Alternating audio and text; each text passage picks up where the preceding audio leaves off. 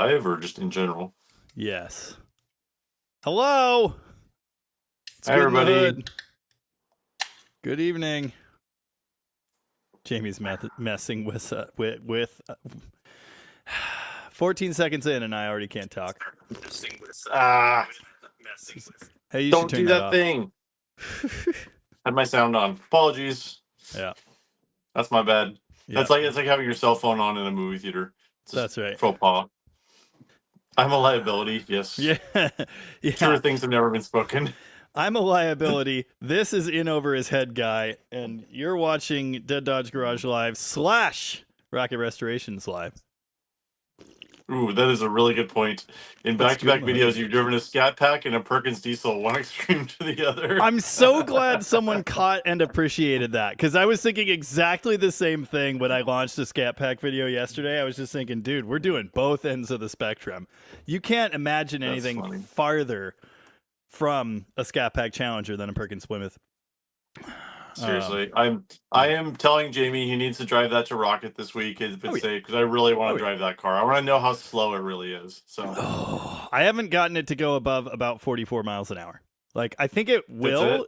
I think it will if you like wait a long time on flat ground. Yeah. I hit. What's that? Is that safe to drive on the freeway? Like, honestly, like I don't know. It's so slow. But I've been screwing with the tune, and like it's getting a little bit better. Earlier, I went to drive it to a yard sale, and the fuel feed hose fell off of the lift pump. So I thought, all right, it's been pulling air this whole time, and I'm going to tighten this, and it's going to be perfect. And it's no different. Like I've fixed multiple things, and I've messed with the tune, and nothing has improved the power situation yet. If Jamie's bringing that to Rocket next week, we're doing a 0 to 60 in that thing, and it may not hit 60, so it may be a moot point. But I'm getting a stopwatch, and we're doing that. Yes. So I alluded to wanting to do a couple road trips in that car in the video. The first one is up to Rocket. That's the test run, and if it passes that, I might actually drive it to Bend, Oregon. Oh man, we'll see. It's going to be a long trip, baby. Leave some time. Leave early. Oh, yeah. But we're going to get 30 miles a gallon, so that's cool. Well, your new commuter to Rocket, it's going to be very fuel efficient. So. That's right. Mm-hmm. Alan's in the house. How's it going, Alan? Hey, Alan. Glad you got those parts hung. We got some 79-300 really clean original sheet metal parts from Wildcat, and hooked Alan up with them, and he's getting those back on the car. It's looking great. Oh, yeah. Doesn't have enough power for overdrive. I got an overdrive transmission today. It's a Borg Warner though, not a Chrysler one. But it's weird. I actually have learned that like kind of sort of short shifting the 3-speed increases the load sensing. So the governor controls the fuel injection, and you short shift a little bit, and then it registers a higher load, so it fuels better. Does that make sense? Anyway, I think overdrive might actually work. So if you lug it, it goes faster? Yes, but not fast, just slightly faster. Faster. And again, and I don't think it's because diesel low-end torque. I don't think it's anything to do with that. I think it's specifically the governor, the pneumatic governor. It registers more load. But yeah. Anyway. Okay, I just want to say this, and I've been thinking about this all day. Like, Jamie got that Perkins diesel, like, we can't be the only ones. Like, I saw that car a while ago and was like, I want that car. Like, I made him an offer that he didn't take when it was for sale before. My buddy Mike McCandless back in North Carolina had 2 of these things. They were way rougher condition. I seriously thought about buying them, but then I saw the shipping costs and I didn't do it. So congrats to Jamie for pulling the trigger, because I can't be the only one out there who saw this thing. And like, that's the coolest thing I've ever seen. I really want it. So yeah. So it was when it was for sale the first time, and I can't remember how long ago that was. Was that like a year? It's been, I mean, as you document in the video, the thing's been all over the internet. It's been a little while. So yeah, I just can't remember, but yeah. It's been a while, yeah. Martin says you're late because you're driving the 59. I saw that, yeah. True. I have been driving it everywhere, and I have been very slow. But I am figuring out kind of how to drive it, and again, I've been tweaking it. I think I'm going to swap on the spare pump. I have a theory, and excuse me. I cannot get the thing to fuel smoke out the back. So that tells me that adjusting the max rack setting is doing nothing. So I think there might actually be something wrong with the governor diaphragm, or there's weird stuff going on. But I'm going to try the other injection pump and see if that is better. If it's not, I have plenty of other ideas. But yeah, I mean, the guy, yeah. there's got to be somebody in Europe who's like tried to turn these things up. Like there has to Dude, be it's a something diesel. out there. It's a mechanical diesel. There's not much to it, and so I'm sure I'm going to be able to get pretty far with it. Like to the point of maybe deleting the pneumatic governor and switching to a mechanical setup. Like there's something we can do. Zeke Anderson says we look like we're related. Nice. Alan wants to help build shelves and stock your NOS horde. I need help. Okay. Like Careful what you wish for. in bud. more ways than one. In more ways than one. But yeah, I'm making my first run out there on Tuesday. I've got that middle bay about half cleaned out. It's probably not gonna be done by Tuesday, but the nice part is I can stack all the stuff in my closed trailer and it doesn't have to go out that day. But Right. yeah, Alan, next week let's talk. We need to we're gonna do some major moving next week, so we gotta get ready for it. So Oh, McLovin, if that car makes the trip, you know I'll be stopping at your house. Because Colin's stopping at McLovin's place, so I'll be about an nice. hour behind him unless I leave an hour before him, and then we'll get there about the same time. Okay, so here's a question. Your wife's Yeah. very cool about this stuff, but like, how is she gonna feel about the smell after all of this? She hates the smell of diesel stuff, and I told her I was going to have to burn my clothes after working on it all day the other day. She hates that. She doesn't mind gas. She doesn't mind, the general greasy smell, but the diesel odor is pretty bad. I need to fix the exhaust on that for sure. Will that help? I mean, because I know on my truck, my new truck, it's got that stupid DEF, and it has like the worst smell in the world. I can't even explain what it is, but it just smells awful, and there's nothing you can do about it. So, the third gen, I've never really noticed. Like, yeah, you smell it if you're behind it, but I've never, yeah. Like my truck, you roll that window down, you can smell that DEF. It's gross. Oh yeah, no, I know. Yeah, it's terrible. But believe in yourself says, well, that son Tom looks like he brought some Hollywood back with him. It's actually been most of my son's baseball games. I've been outside in the sun for like 2 games a week for the last 2 weeks. But Wait, yeah, I got a little sun in California. You guys have sun? Yeah, Bell James, try putting a manual vacuum pump on the governor. I was strongly considering that. That, or there is the limit screw. Rack limit screw is what I was messing with in the video that really didn't seem to make much difference.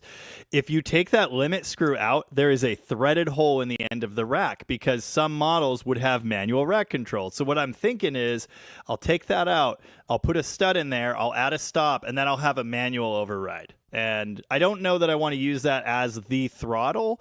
So what I may end up doing is having both systems work, right? The original governor is still in place, but maybe at, say, full throttle, for example, it could fully trip the rack or something like that. Like, I'm scheming different possibilities.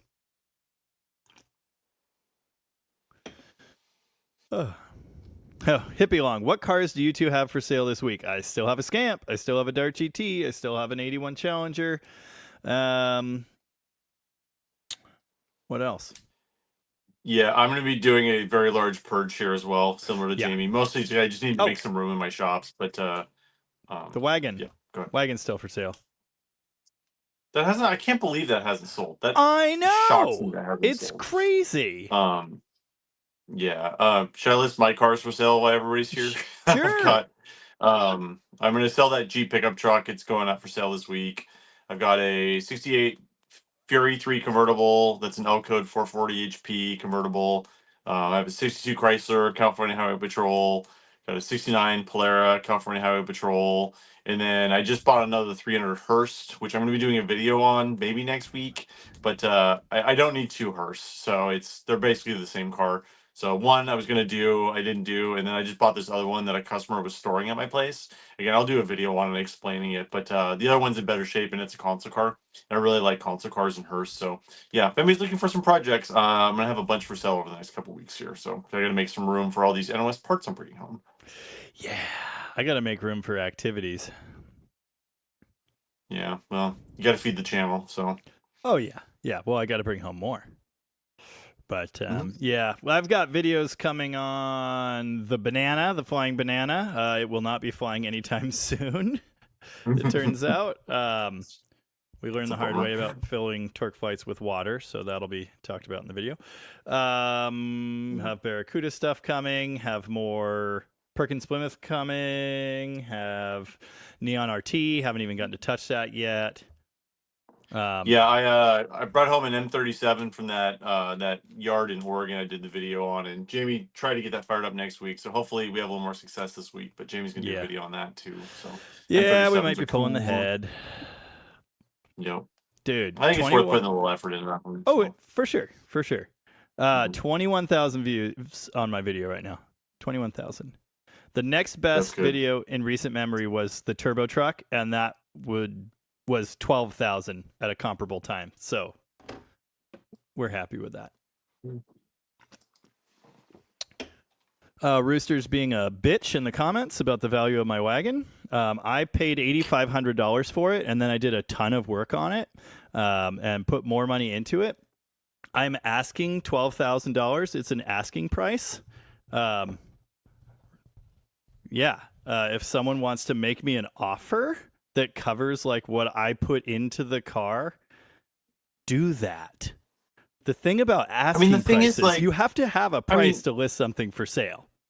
have you guys priced out sway bars and torsion bars and disc brake setups and 440s right now? Dude, the stuff's not cheap.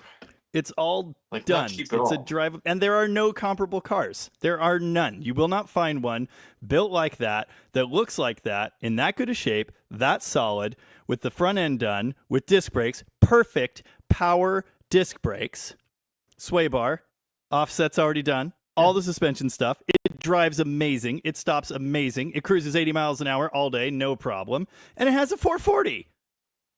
Yep. Now, it's a cool car. And someone out there will pay the 10, 11, whatever. I don't care. Like, if you know me, I'll make you a deal. But 12,000 is an asking price. Mm-hmm. It's worth more than $8,000 where Rooster is. I don't know what the hell he's even talking about. It's so solid out there. He wants to pay $8,000 so he can make money on it. Am I salty? Do I sound salty? A little bit.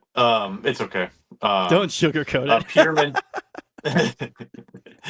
Peter mentioned dehumidifiers in the shipping containers. Yes, I've never. This is the first time I've ever had shipping containers, and if anybody has any advice on keeping them, especially out here in the winter, I spent an insane amount of time. Like I didn't. I should have done a video on this. No one would have watched it, but though, but like I spent like a day per container site. Like I rototilled up all the grass, scraped it, put plastic down, put gravel down, leveled everything. I spent an insane amount of time prepping that.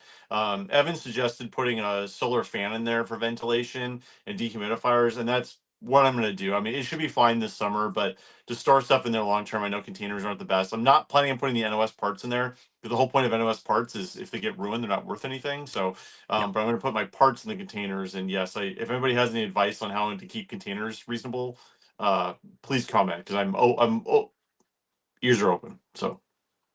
Yeah, I would love to ship that car down to Arizona, California. There's a guy from California that wants to drive it home. I haven't heard from him this week, but he seemed pretty excited about it. Anyway, yeah, if someone in a not rusty place wants to buy it, that would be great. McLovin asked, what are some of the cooler parts you NOS purchased? Honestly, dude, I don't even know. Like, I mean, I have a parts list. I mean, I went through it. I mean, I found that Subaru emblem, but like, I mean, I made the deal. I know it's there. I know what the parts value is. I haven't even had a chance to go through it. It's mostly restaurant. There really isn't any performance stuff. I mean, it's all just NOS parts. It's trim, it's lenses, it's mechanical bits, it's brake drums, grills, a lot of that kind of stuff. There really isn't performance stuff as far as I know. But again, there was no way for me to go through every part of that when I bought it. So, but I have an inventory list and I know it's there, but there's really no performance stuff. So, yeah. Yes, Robert Vance with a great comment. You always shoot for a higher price and work down to what makes both parties happy. Yeah, that's how selling things works. Yeah, totally. Yeah, it is also DDG famous, but I truly wouldn't expect that to add any value. Like Derek, Vice Grip, he's sold so many cars, and you would think, oh, it's a Derek car. It's got to be worth extra money. Not necessarily. Nope. Same with roadkill cars. They might actually be worth less. Well, and Derek actually just sold a couple cars at Mecum. I might do a Mecum video next week. The big Mecum indie auction, which is kind of their second biggest one of the year, behind Kissimmee. They actually sold a bunch of um Yeah, Derek collection. cars this weekend. Yeah, and it's Hmm. kind of interesting. They sold a Polara convertible that actually got pretty good money. So I guess that's that's something that might be good for a video. I like doing the wrap up videos, the auctions. They do pretty well for me, and it's Yeah. something I'm pretty good at. So I may do one next week. I Yeah, have, you should. dude. I was hurting for videos for like a month or two there, and now I have like I could do 5 videos a week right now. I have so much stuff to do right here, right now. So yeah, Yeah. but Bill I have no Johnson, time to edit TT. them. The moving parts. So Yeah. Bill Johnson, I'm pretty sure A body headers fit B bodies. I mean, the cheapo ones are AB bodies. Maybe that's different with TTI. Um, I saw a couple comments from SAFRA. How cool would the spare Perkins be in the Valiant with the turbo? Tempting. They actually did in foreign markets. There were Perkins Valiants. I've had a couple comments about those, but I'm probably not going to build that myself. what does it weigh? Do you know what The the engine Perkins, weighs? like Yeah. 450, 60 pounds. Like, it's not actually that heavy. That's not that much more than a small block. I mean, a That might complete. have been dry, and yeah, I don't know. That was the spec I saw, but Lord knows how accurate it is. It's not as Yeah, bad as I years expected. ago, I saw a '66 Fury in a wrecking yard, and it had a Perkins diesel, but it was a six-cylinder from like the Scout ones from the '70s. I know it Yeah. was done. I don't think it was a factory build, but I always thought that was Hold on. interesting. It was in What a kind of wrecking yard. car? It got crushed, but it What was a kind of car? '66 Fury four-door sedan. Yeah, I don't think they were. Excuse me. I don't think they were doing it that early, but there were. Excuse me again. Dealer converted A bodies in the 70s. I'm sure you've seen those. There's like a few of them out Yeah, there. I'm I sure want that's one of when it those was done too. during the. The SD Yeah, 33. yeah. Yeah, I want one of those. I'm sure that's the diesel you're talking about. But they weren't Yep, in America yep. yet in the mid 60s. That would have had to have been done in the 70s. I'm sure it was converted later, but Yep. I wish I would have gotten more pictures of that car. It was just randomly in a wrecking yard on the bottom Yeah. of a pile of cars. I was like, this is freaking cool. But I was, 15 years ago at this point, so I don't really remember any deals. So All right. I'm sorry I called you a bitch. But don't shit all over my asking prices for things on the internet, dude. It's not cool. Stuart Cody, I'm about to buy some headers for my 65 Barracuda. What would you go with, Jamie? TTI or Doug's? Early A body headers. TTI is good stuff. Doug's is they're good the stuff too, best. though. I mean, neither of those is a TTI is the best. bad option, but I'd go TTI. I've had good luck with those. Just wait till Tom sees Gary Herger's rate per hour for moving NOS parts. Yeah. Yeah, SD33. That's what I was talking about. Yep. Perkins Andrew Button always has the best ideas. Perkins with a turbo and a 71 Demon would be cool. McLovin's got it. Just say no to headers. Not that one, but yeah, I hate headers. Every time we do headers here, I would never want them on a car unless it's 100% drag race car. It's just not worth it. It's for what you get. It's not worth it. Carl Grant, no, the Charger's still in my garage. It's not officially for sale. I've offered it to a couple people. Someone offered me a Hellcat for it yesterday, but it wasn't the right deal. But it was a cool car, and I did get excited for a minute there. He'd have to give me a little extra on top. He didn't want to do that, and I understand. He's continually surprised by what Chargers are worth now. So anyway, no, I mean, it's still here. but it's one of those you buy a depreciating asset for a appreciating asset. Well, It's that's like exactly it. Yeah, that's not a yeah. good deal for me. Mm. Yeah.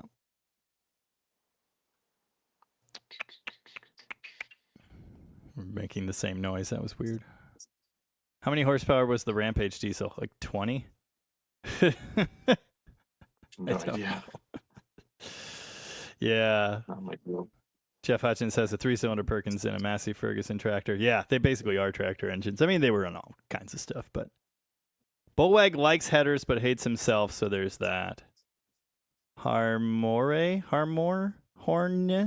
No, never sold the 68. I've discussed this at length. Like, I love the car. I don't want to get rid of it, but there is a lot of money sitting in that parking spot in my garage. And if I want to make this real estate deal happen, I kind of need to. So I was trying to sell the 69 cash if I'd gotten cash for that. And then I'd sold all those other cars I mentioned. I could have done it that way, but that didn't happen. So My options are limited. Well, and it's, you buy real estate and that's forever. And that's again another Right. appreciating asset. And it's, Yes. then he has more room to park his stuff. He can take his permanent stuff that just takes up space in the Yeah. garage, put it in the other garage, then he can Yep. work in his other garage. So makes a lot of Exactly. sense. There's a lot of stuff I would put in there. And then we have a house to rent forever. And we have 2 more lots here to develop. And yeah, I Yep. mean, I kind of have to think about the future. Yeah. Old Stuff Well, Rule and says, a lot. yeah, sorry, go ahead. Oh, I said it's, and when you're YouTube too, like this is not forever. YouTube's not, this gravy train will not last forever. So it's like when you're doing well with this, you need to invest it in stuff and then go for it, So Yep. it is Yep. what it is. So, Old Stuff um, Rule said, Jamie, you got to stop showing all these challengers. Just about got myself convinced I need one. Wow. Mexican Spec is here. I guess Tony must have checked out early well, that's if early. he's here. Yeah. How's it going? Mexican spec. This is why I can't buy. If you saw my video today, that's why I can't buy that travel wall that I really want to buy. that Mexican Yeah, that was so truck. cool. Thing's I mean, awesome. that's. I really like that truck. We haven't actually ripped your crew apart, so it's not too late to do a travel all, carry all instead. But yeah. That thing's really cool. Yeah, W. Peterson SD33 is the Scout diesel Nissan. Yeah, you're right. It was a Nissan diesel. It wasn't a Perkins. You're right. That's the one that Did was you in that say fair. Perkins? No, that's SD33 I Nissan. yeah. I meant Nissan. Yeah. Yeah. I missed. And then Chrysler imported them for Nissan in the 70s, so they said Chrysler Nissan on the valve cover, I think. Some did. Yep. I don't know if the one they used in the Scout did or not. I can't remember, but I've definitely seen the Chrysler branded ones. Mm-hmm. Answer 14 says, I like a clean fender well header look. If it's hacked, it's not too cool. What do you think of fender well headers? They're horrible, and I love them. I've got them on the garbage can Cuda, and that car was horribly hacked.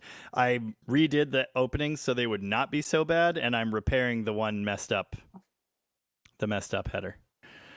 I actually went to great lengths to make those headers fit correctly. I put single pot drums back on it just so the headers would fit right. Kind of funny. Lewis on my channel. Thanks for watching from down under.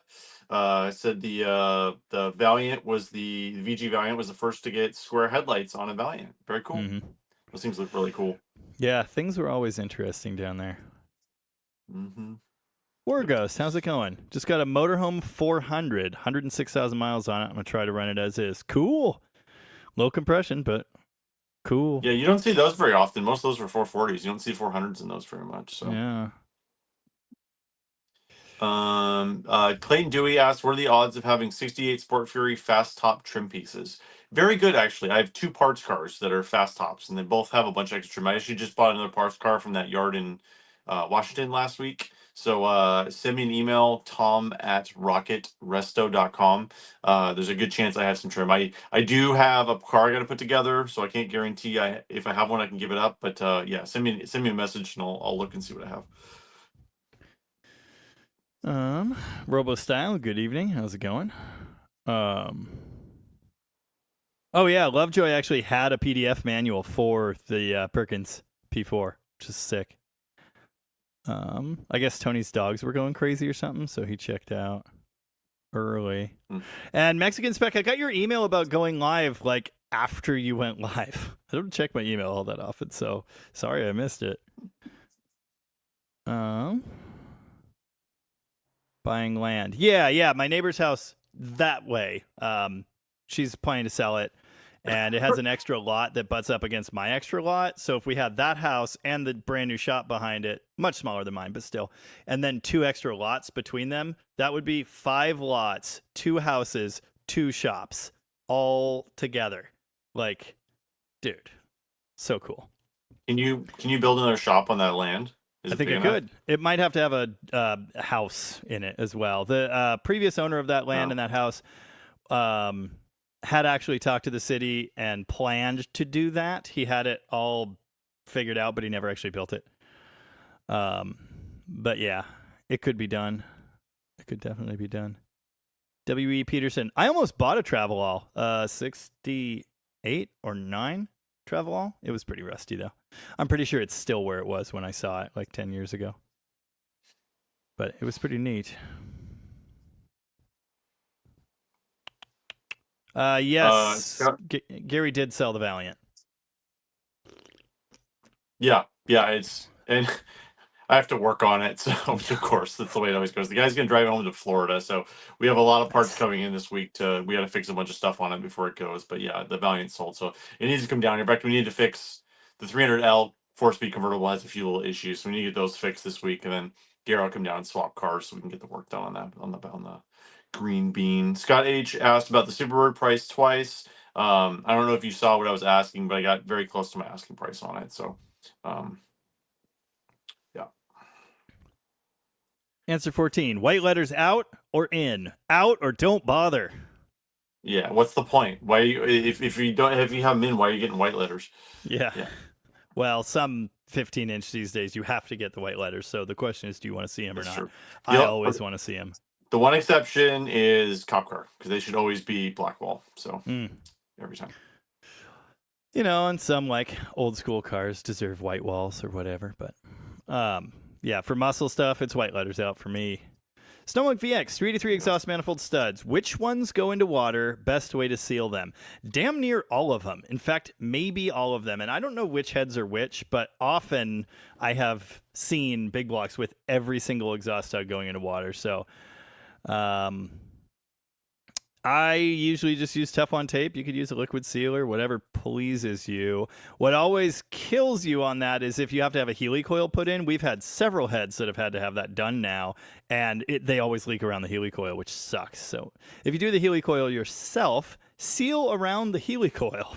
Good idea. Seal it twice. Yeah. Yes, I understand Josh Homan Scouts were international, but they used the SD33, which Chrysler was importing in the 70s. But Lovejoy says those did not say Chrysler on them.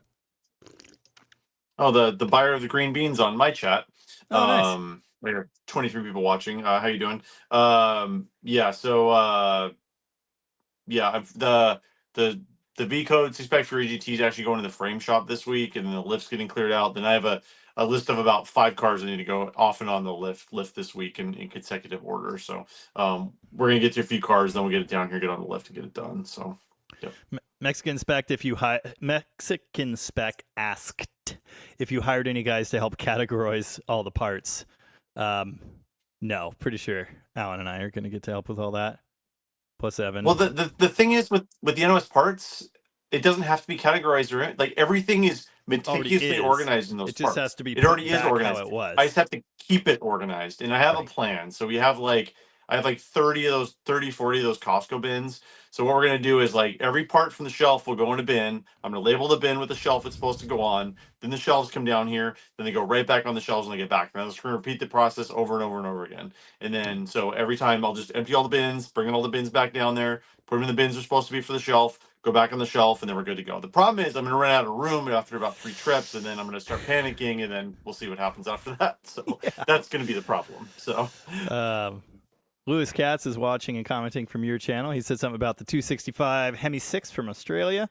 E49 triple Weber carbs, 6-cylinder, 1972 VH Charger, rated at 335 horsepower factory. Aren't they neat? I think they're neat. Is that gross or net? I'm curious on the 335. I don't know how they were rating them then.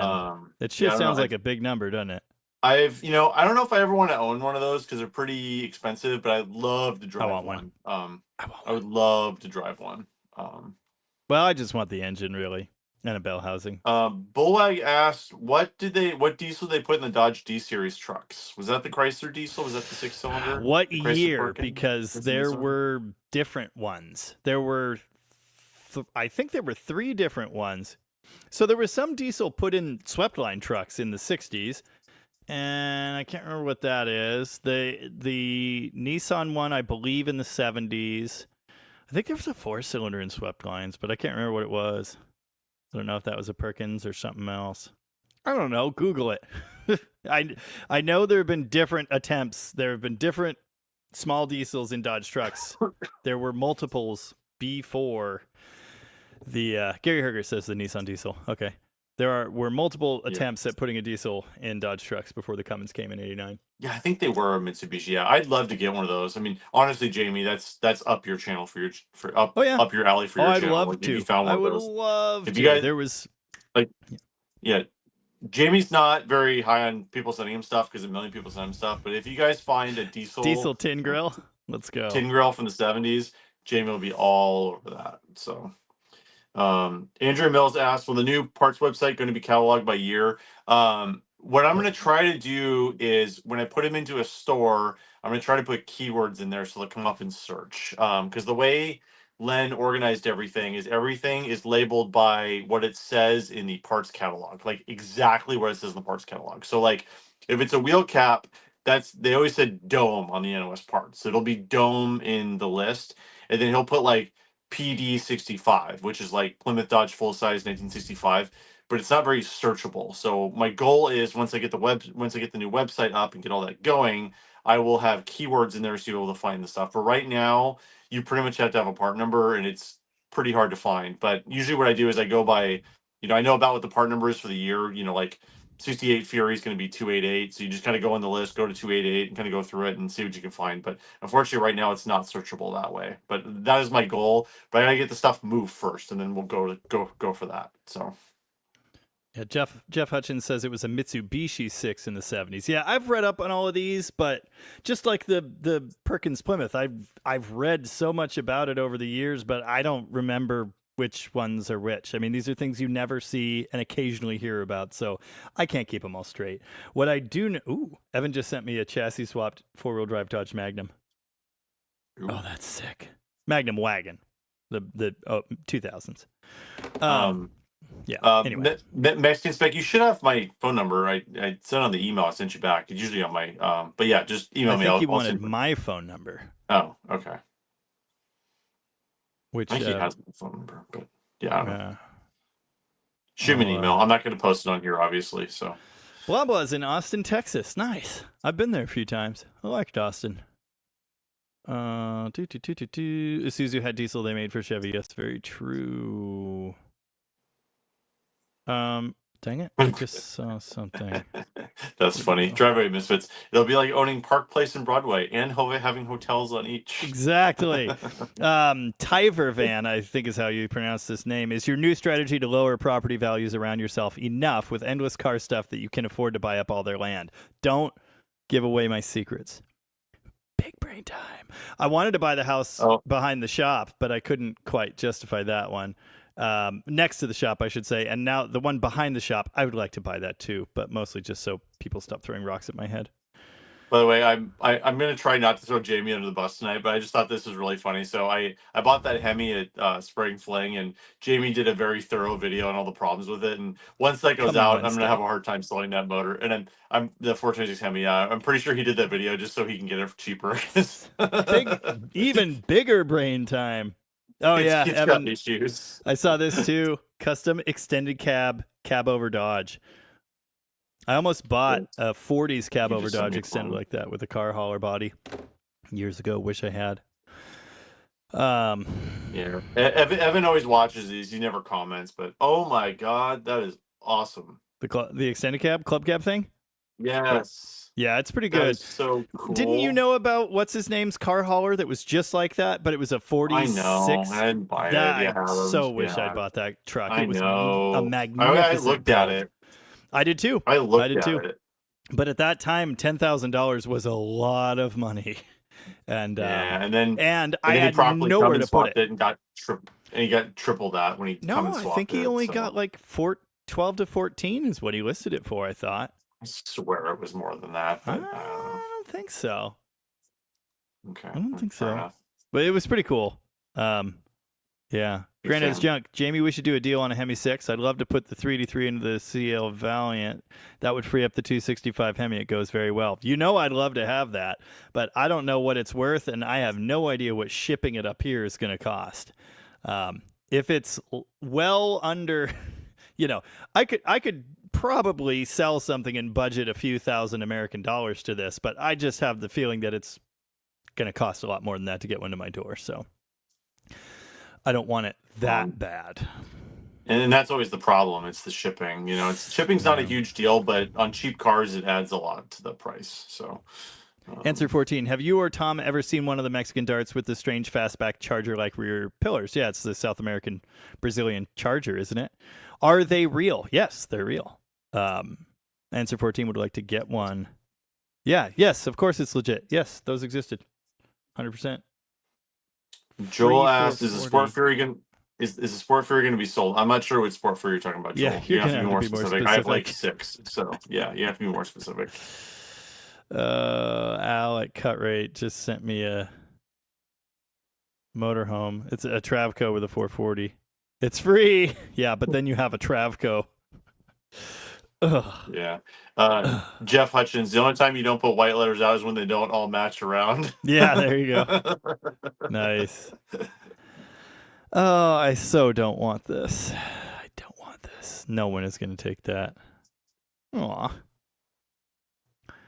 My wife told our niece to smile for a picture. There's what a smile looks like. So cute.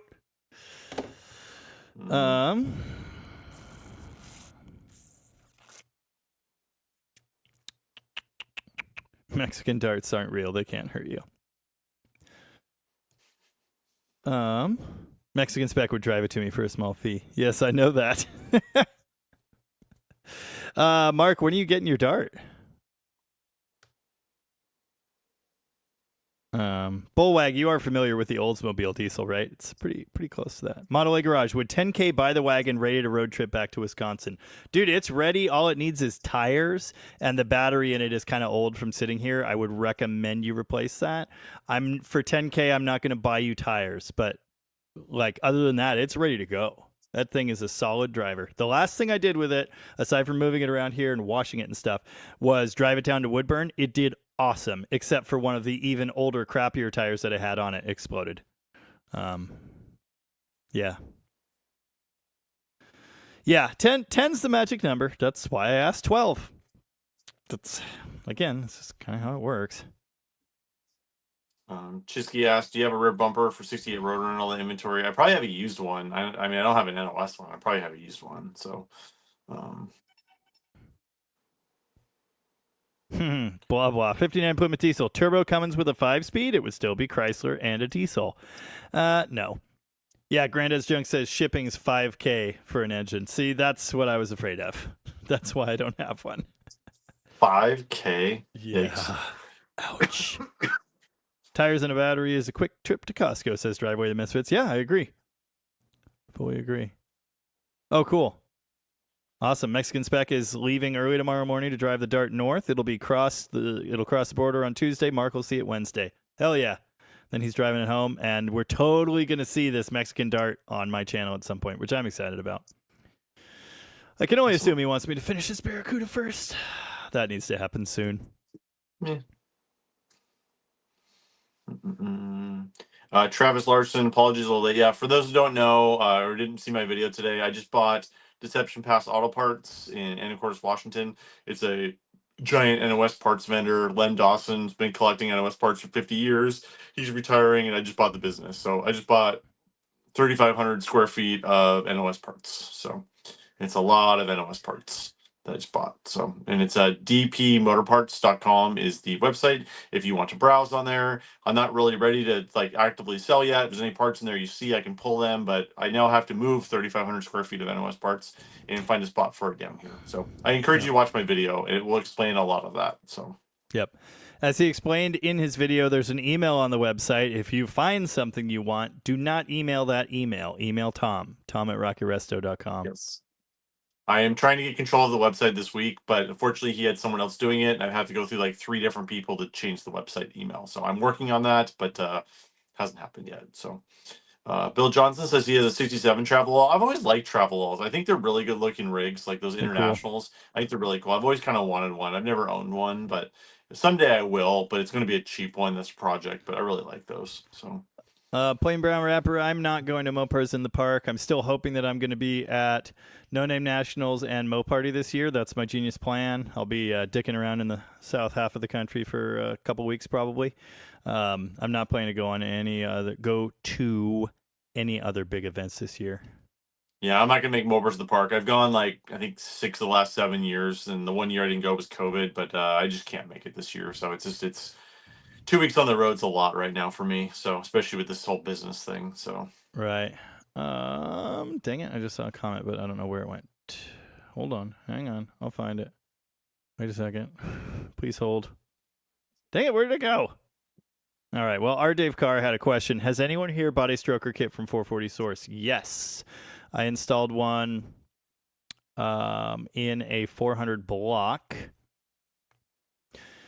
In a video, there it is. In a video on my channel, that engine, we ran it on a stand, but it still isn't running in the car. It's just sitting in the car. It's a 73 Dodge Charger at Rocket.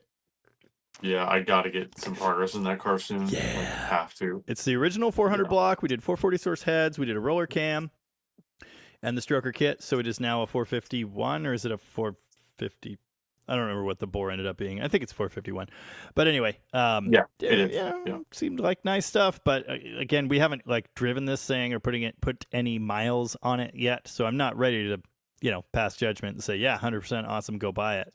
But I do know that I just saw a comment explaining this. What was it? Yeah, everyone buys stroker kits from 440 Source. So there are plenty of other people out there that have done it. Just Mopar Joe would be a great guy to ask about that.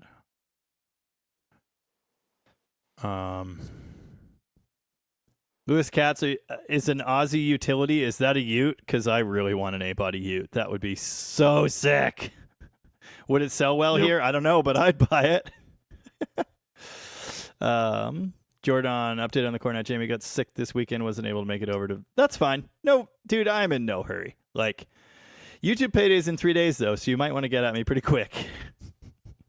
Yeah, speaking of. Yeah, I'm in no hurry for this. I'm still trying to make I bought a lot of parts for Jamie down at Spring Flame. So. Yeah, I had more money in my pocket for you. Like, I had a lot, and then what did I do? Hold on.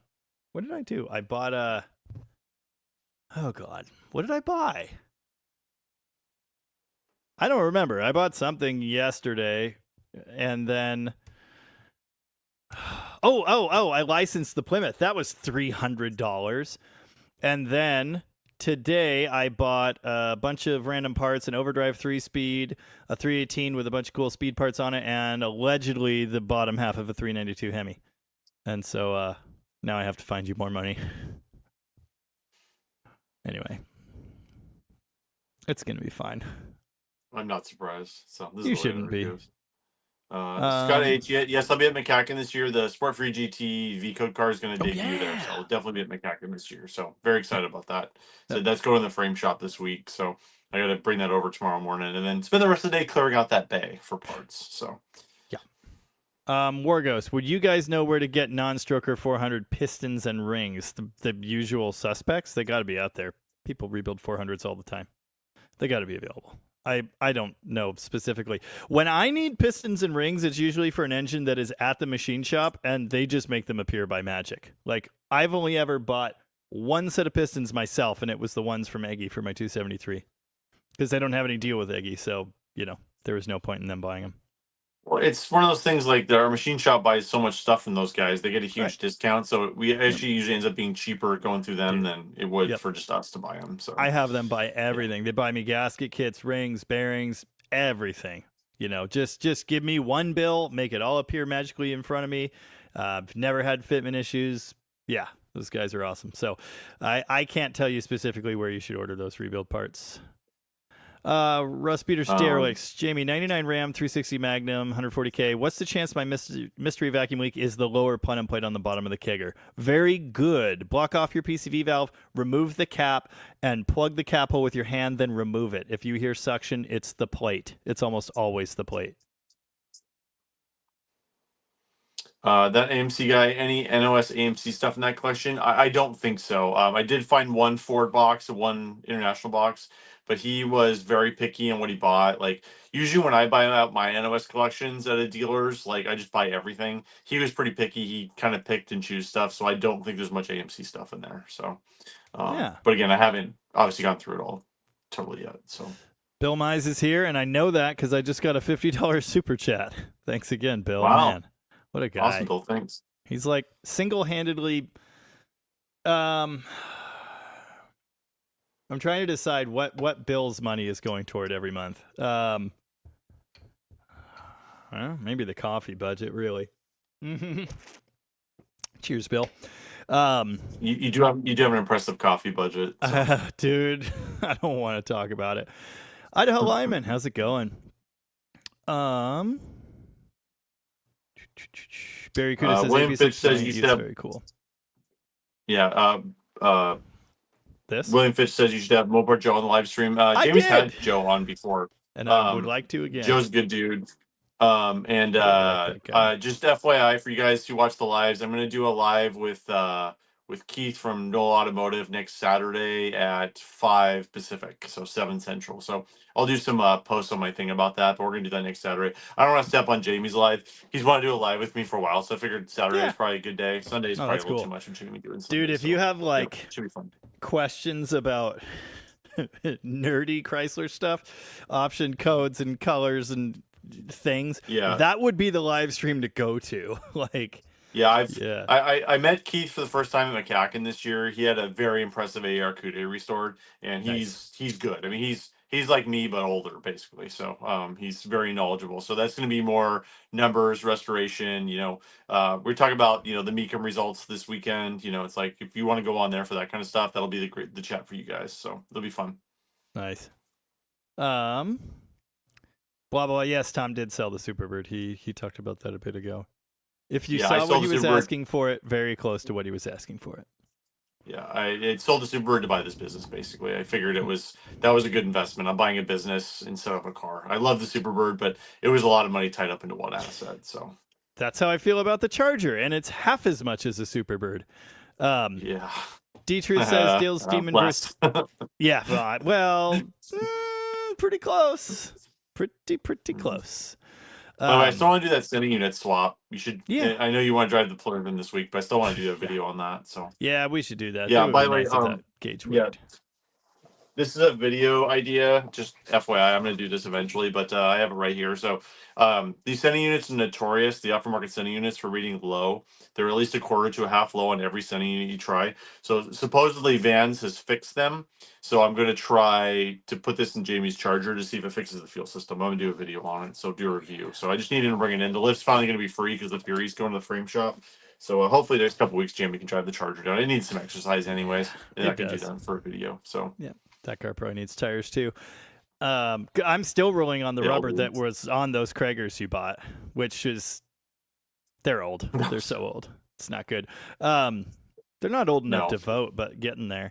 D-Truth asks, Dale's Demon versus Hellcat you drove. I have not driven a Hellcat yet. I drove a Scat Pack, and it was fun. The Demon is not slow. Actually, estimated drag times between the Demon and the Scat Pack are very similar. Low to mid 12s. That's basically where both cars are. So for speed, very similar. The Scat Pack is just ridiculous. The Demon is impressive too, though. I mean, it's way lighter, it's less power, but it's pretty cool. So for speed, comparable. For which one I'd rather own, Dale's Demon, easy. The Scat Pack was cool. I have yet to drive a Hellcat. I hope to, but I have yet to drive one. Yeah. Driveway Misfits, dibs on any K car parts you find. There's some K car parts. So if you want stuff, like there's not a ton. Like I was looking at the parts list yesterday. Like let me know what you need or go on there. Like there's definitely some LeBaron parts on there. So if you want to really snazz up that LeBaron, I can hook you up. So McLovin put up a link to my merch store. Thank you, McLovin. We do have Dale's Demon shirts on there, Scrap Pack stickers, and all the old favorites. And we're going to be doing more Scrap Pack merch. We're going to be doing the Ramp Truck shirt soon. There's a lot more coming up, so check out. And Jamie's talking about putting some of my merch in his store too, which I've never really done. I just haven't gotten off my ASS to do it, so I may put some of that. Scott H asked what auction site the signs will be on. I'm told he's going to put them on Morphe, but it's complicated. I'm trying to talk him into selling me the signs, but I don't really want to deal with all the signs. I just want like 6 or 7 of them. So I'm working with another auction company to try to make him an offer where I would get a couple of the Mopar signs and they would sell it. So, but that's the current plan. But Len's 90, and he was in the hospital 2 weeks ago, so it's like he's gonna have to do something with these pretty soon. But that's what I was told. Dennis asked, will Tom drive the V code to McCacken? No, I will not drive it to No. McCacken. We're going to ship it to McCacken, but it's going to be done by then. It's going to be mechanically restored. We're gonna have the paint done by then. It's going to debut in the barn find section at McCacken. So the plan is, the car came from West Virginia. The owner lives in Oklahoma. So we're going to ship it to McCacken, and then he will probably bring a trailer up and trailer it back from McCacken to his home in Oklahoma. So that's the current Nice. plan. Mm-hmm. Nice. Yeah, that utility is a Dodge Dart Ute, essentially. Check out 68 Valiant those are VE cool. utility with a 225 horsepower slant 6. That seems optimistic, too. Easy conversion to drop a 360 in. Well, yeah, it's an A-body. Hell yeah. I would want the Aussie Hemi, though. I mean, the Hemi 6. If I were to have something like that, like, come on. Latus, does your merch ship overseas? Yes, it does. I ship to many different countries. Good evening, Scott DeForge. He's watching on your channel. Classic Dude Mike, buy any new guitars? Not this week. That's very specific of you. Not this week. It was asked, so Tom, Vans is good on those sending units. They have the best deal on them. Like, everybody and their brother sells the sending units. Vans directly brings them in from Taiwan. The problem with the repro sending units is they just don't read right, and it's kind of a crapshoot. They generally read about a quarter low, but as of everyone who makes the aftermarket sending units, they have the best deal. They have the best price on them. And keep in mind, guys, like with the tariffs going on right now, like prices are going to be going up on this stuff. If you need to buy reproduction parts, buy them. I just had, like, one of my bread and butter parts for years has been the brass floats. I sell 1 million of those for the sending units. I sell 1 million of those. Jamie bought 2 from me this week. I've sold a ton on eBay. My price just doubled on those last week. So it's like, it's coming. So if you guys need any reproduction parts for your cars, from these vendors that buy from Taiwan and China, now's the time to buy them. So I'm not going to get political on this, but I'm just telling you it's happening. I've already seen it on my end. So yeah, good times. John asked, will you be adding parts from your Rocket Horde to the website for sale, even non-NOS? Probably not. I want to keep that site just the NOS parts. As far as my used parts, I probably won't be listing them on that. Usually I do swap meets and eBay for most of that stuff. It's very hard to inventory. I may like try and get like a list of all the radiator part numbers I have and some of that kind of stuff. Maybe I'll get that online, but that's not my current plan. I'm going to keep it NOS for now. So. Did they sell manual transmission M bodies? I don't think so. I believe they had 3 on the tree. I believe that was available for a few years there. I think they did. There wasn't a 4-speed, but I believe there was 3 on the tree. Yes. I would think F body parts would be like a direct fit, right? Because F, M, they're very similar machines, are they not? It's the same car. Yeah, they're just a wheelbase difference. It's the same car. Yeah. So I think F body parts, Valari Aspen, would basically be direct swap, as far as I know about those cars. Never done it. Mexican spec with a very loaded question. How many of the parts are you going to sell, and how much will be for your personal collection? I'll be completely honest with you. I know. I don't think my wife's watching.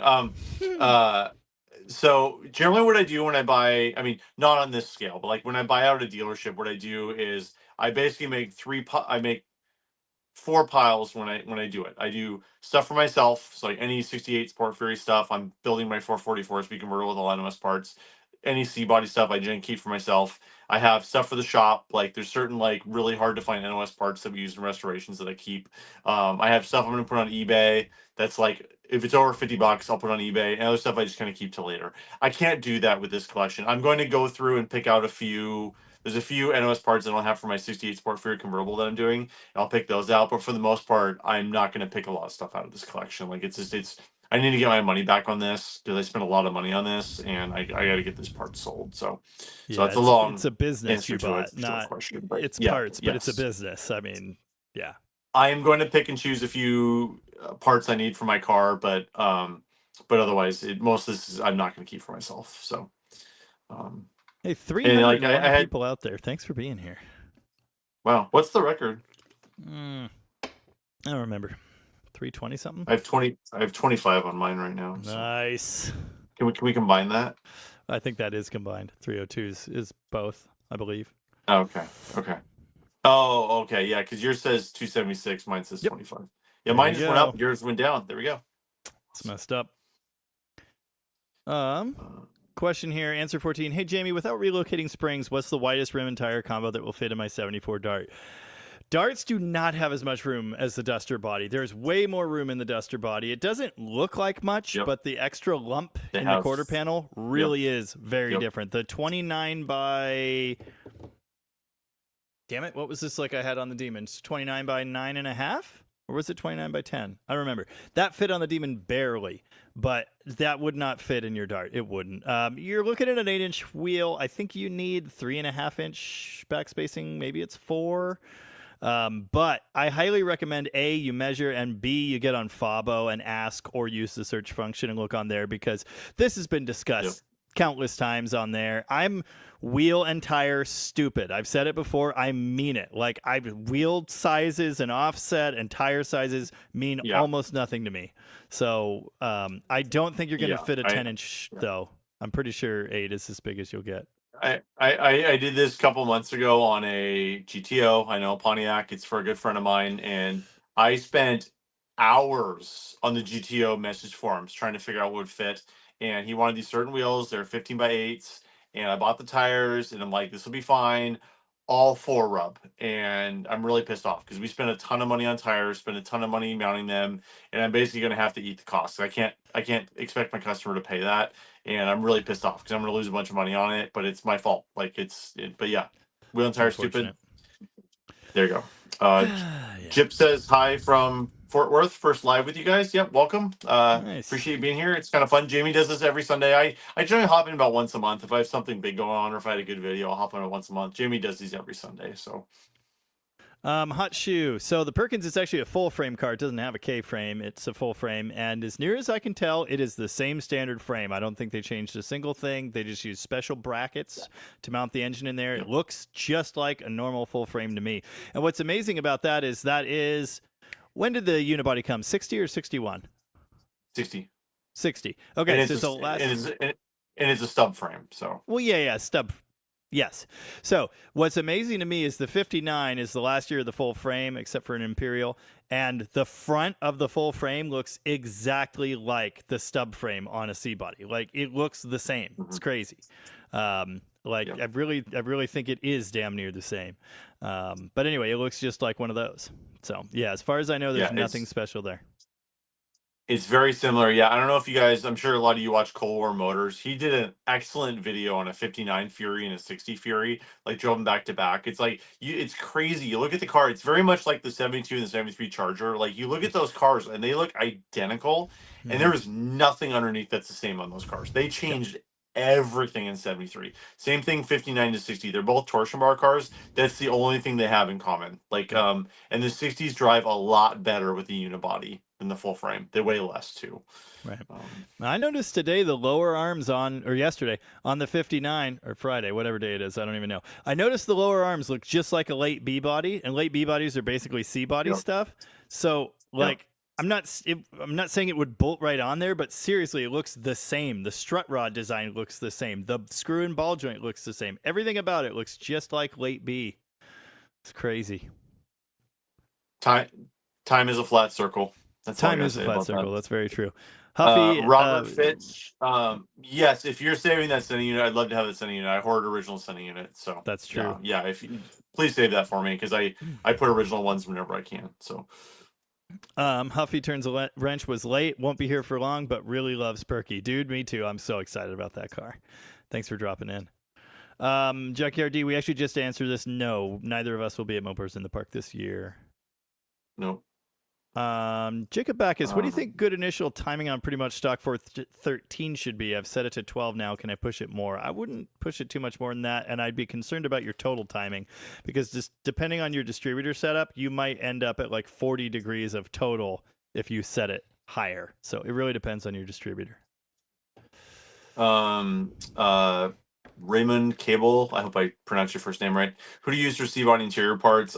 There's really only 2 people that make anything for those. Legendary, that's what I use for interior bits, and then ABC Mopar, so down in Arizona, they make dash pads and most stuff. My son's about to walk in here, FYI. So Yes, buddy. Dinner's ready. Okay. Well, I'm I on think the it live was- right now, so I think it was You wanna say hi? Mexican specs. Oh. Or Bradley's not. gonna say hi. I really Random like- child walking in. Random child. Your daughter hasn't gone in a while, so No, it's been a while. She's right. hanging out with her cousin right Yeah. now. I know. all right. Noted. I'm gonna be on here for another half hour. Okay. Okay. Okay. Get off the chat. Okay. All right. Mexican spec said 59. I don't think 59 and 60 Plymouths look alike at all. No, they don't. 59 and 60 Chrysler look pretty similar. But yeah, the 60 Plymouth is very different than the 59, and I'm not a fan myself. Yeah. Oh, sorry to finish my thought before my son rudely interrupted. ABC Moparts has a lot of the dash pads and like cushions for C bodies, so that's where I go for that other stuff. What is your opinion of the firm feel fast ratio, Pittman and idler arm? I mean, if you're road racing, it's good. If you're not road racing, it's not really worth it. But I mean, that was a factory option on the TAs. They are a little dartier, a little more performance. But unless you're doing like real road course stuff, like I don't think it's really worth doing the fast ratio arm. So this is my personal opinion, though. So Anti-Stupid says a screaming 273 would be nice in a rear-wheel drive Rampage. You know I have everything on the property right now to do that. And I just bought 2 more small block tunnel Rams. Do it. So I have some Do it. ideas. And there Do are it. kits out there to do rear-wheel drive Rampage too, but I always wanted to do like SRT4 neon stuff in a Rampage. I don't know if I'm going to do that or not. Hippie Long asks, how about doing an open house part sale weekend?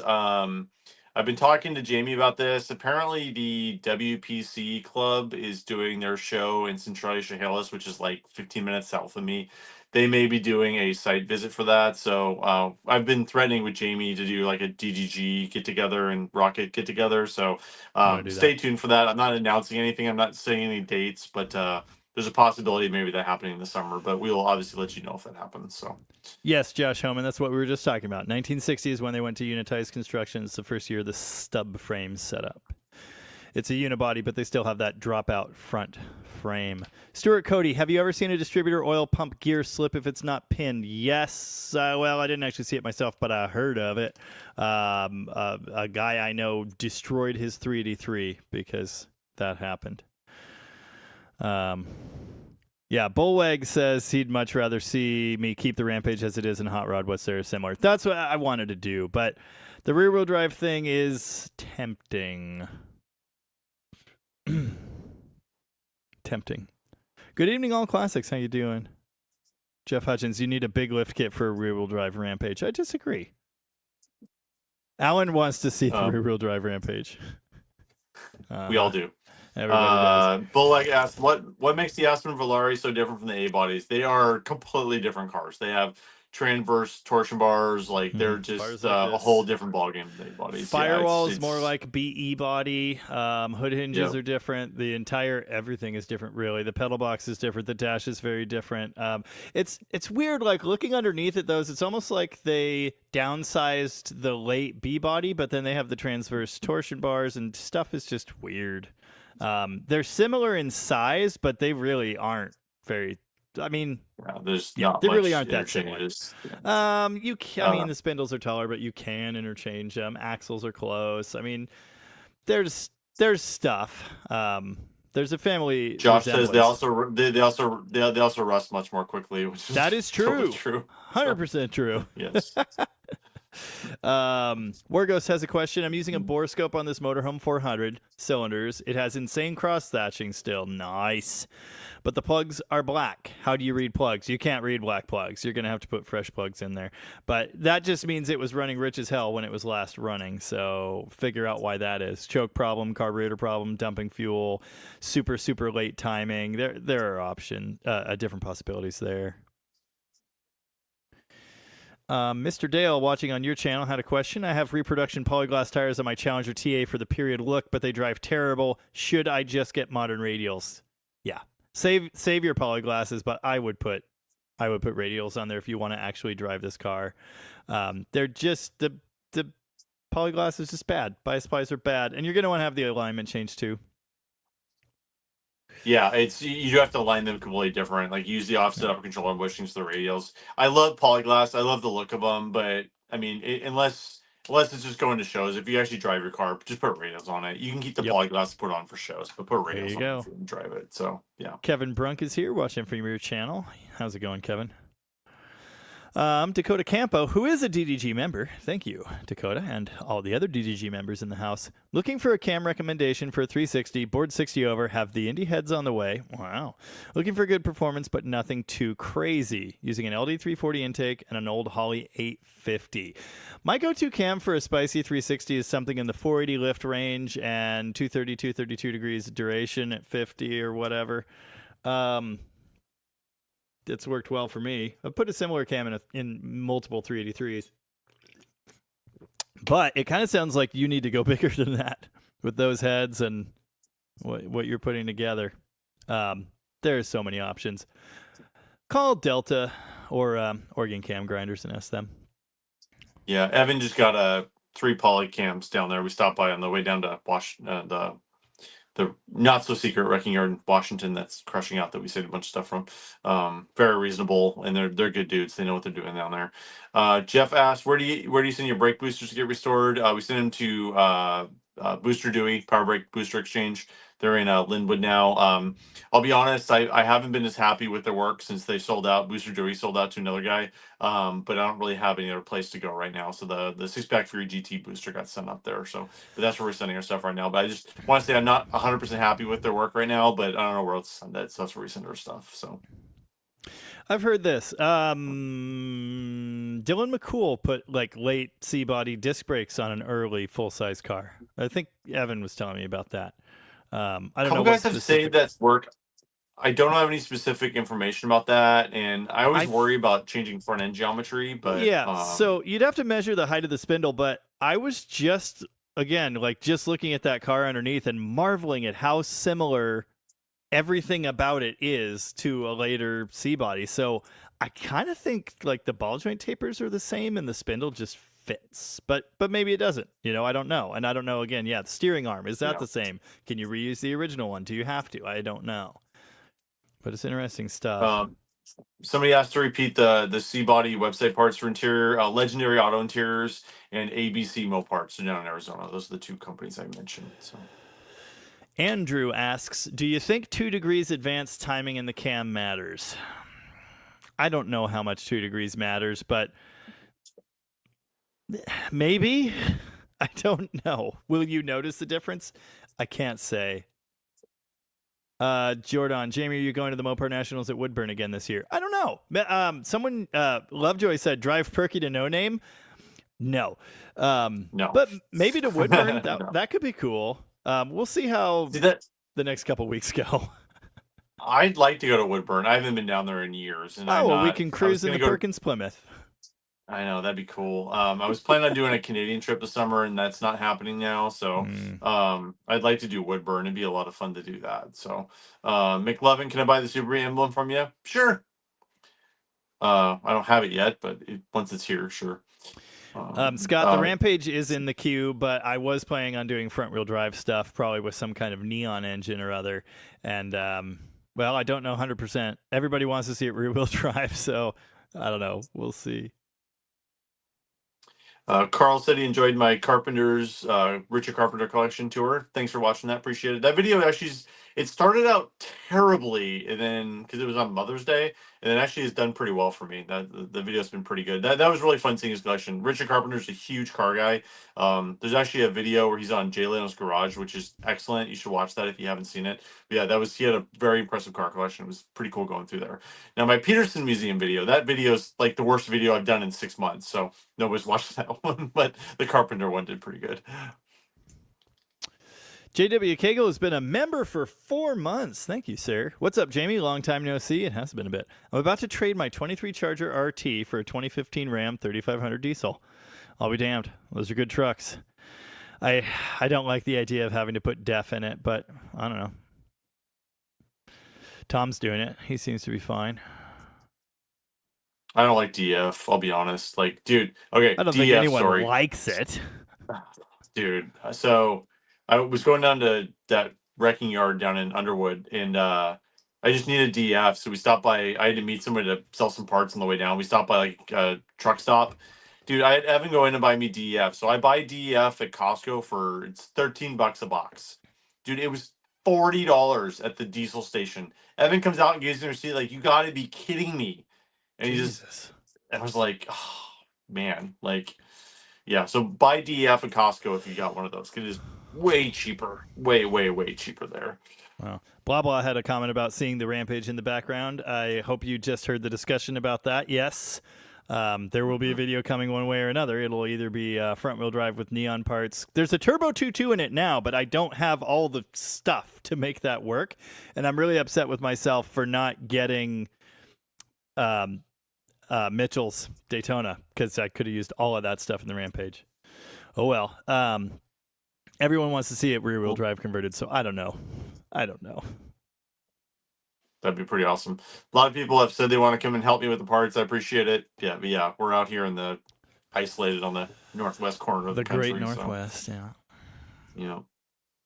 Robert Vance, have either of you ever owned or had the desire to own a late 70s Aspen Volare-looking Roadrunner? Desire, yes.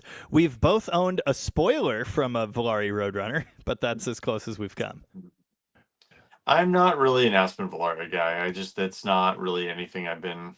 I wasn't either until I owned that rusty, crappy one, and I see it, I understand it, and I wouldn't mind having a better one. I think they're kind of cool.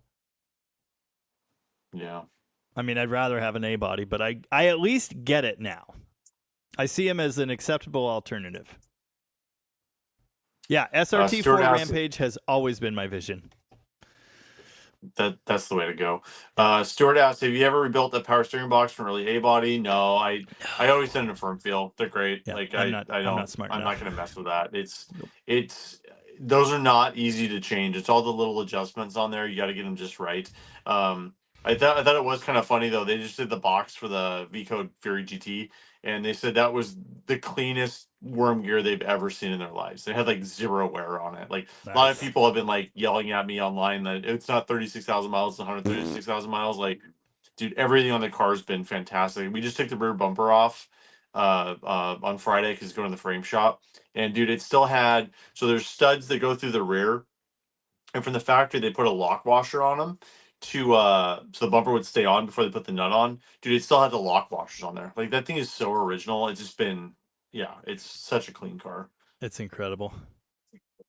Patrick Sullivan has been a member for 4 months as well. Thank you, Patrick. I'm sold on the V8 powered rear wheel drive Rampage. I will take it under advisement. JW Kegel also sent me $4.99. Thanks, buddy. Truck is deleted. I live in a state where they don't give a crap. No inspection is fun. We don't have to worry about inspections here, but some of us travel to states where that does matter. And if you get caught with a deleted truck, say in California, you're going to have a really bad time. Like a really bad time. I've thought about it. Like, because it's DF is a pain in the butt. You get way more horsepower. It's less to deal with, but it is a federal crime to do it. It's just like, it's... Yeah. And it puts out more emissions after you do it. So I'm very, I don't know what's the word for it. Hesitant. Yeah. Yes. That's, yeah. Yeah. Dang it. I didn't put it up on the board, but I think it was McLovin said that the Perkins Plymouth would be one of one at the Mopar Nationals. It would be one of one. There it is. It's a one of one everywhere it goes. Someone commented on the video and said, the way you're talking, it's like that's a one of one prototype, super rare. Well, it's not one of one. There were more. Find me one. Like, find another one that's not rusted out, that still exists. Find me another one that drives. You won't. Not in America, and maybe not anywhere. And see, that's the thing. That's why you never see a taxi. And it's why it's so rare to find clean police cars. Those were beasts of burden. Like, there was no way whoever was driving those, they weren't going to go away till they absolutely were falling apart. Like, they just didn't survive. That didn't happen to those vehicles, They just drove them till they fell apart, basically. So you would buy an F-body police car. I've had an F-body police car. I had a 364 barrel one. Yep. A while ago, before I met you. I was still in Everett at that point. Wow.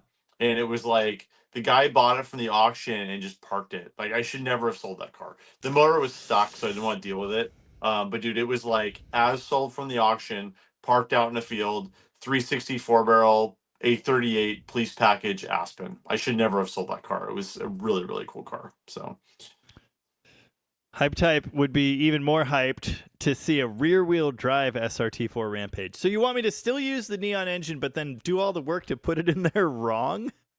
nah, it's one or the other. Yeah, you don't do an SRT4 do rear-wheel drive. I can't see doing that. Bill Johnson hit a big pothole, and the DPF, etc., fell off my diesel Jetta. Happens. David will put the 2.2 turbo in the Acclaim. It's available. I mean, if you know how to make the damn thing run, I don't have CV axles. I don't think I have a computer. There's some wiring on the engine, but I don't know what I have. I don't know what I don't. And I'm just concerned, like, I'll never be able to make it work. But I have the engine, and there's a turbo on it, and a 5-speed. Well, the off-road Neon's going back to the earth in my backyard right now. The grass is almost over the roof now. So. I know. I need to drag it out of there. Like, I need to bring the Ram truck up again and grab that one. And, because you're not fixing that here. You just don't have the time. You're gonna have to take it home and fix it. That's the problem. Yeah, I will fix it. I love that car. I've even thought about like finishing the job on the Treon and then using that drivetrain in the Rampage. Like it's just a single cam NA, but it's so fun in that Neon. It's stupid, and yeah, the Rampage would be fine with that. Like it would be fine. But SRT4 turbo stuff is tempting. W.E. Peterson seems ambitious. Do those have a tranny tunnel? They do have a tunnel down the middle for exhaust, and so I don't know if a transmission would just fit, but I don't think it would be the hardest thing. Many cars of that type, it's pretty common to see them converted to rear-wheel drive. There were kits from Direct Connection back in the day, so yeah. McLovin says police cars get beat on hard. Yeah, he would know. 4x4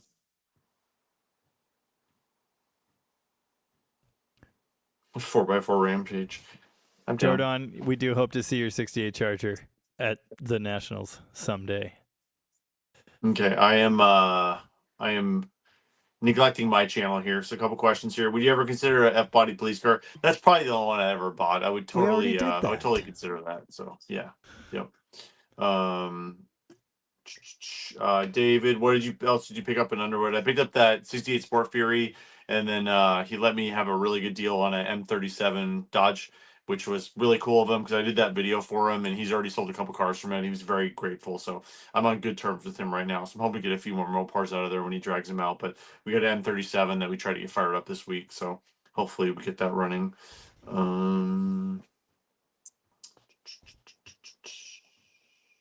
Yeah.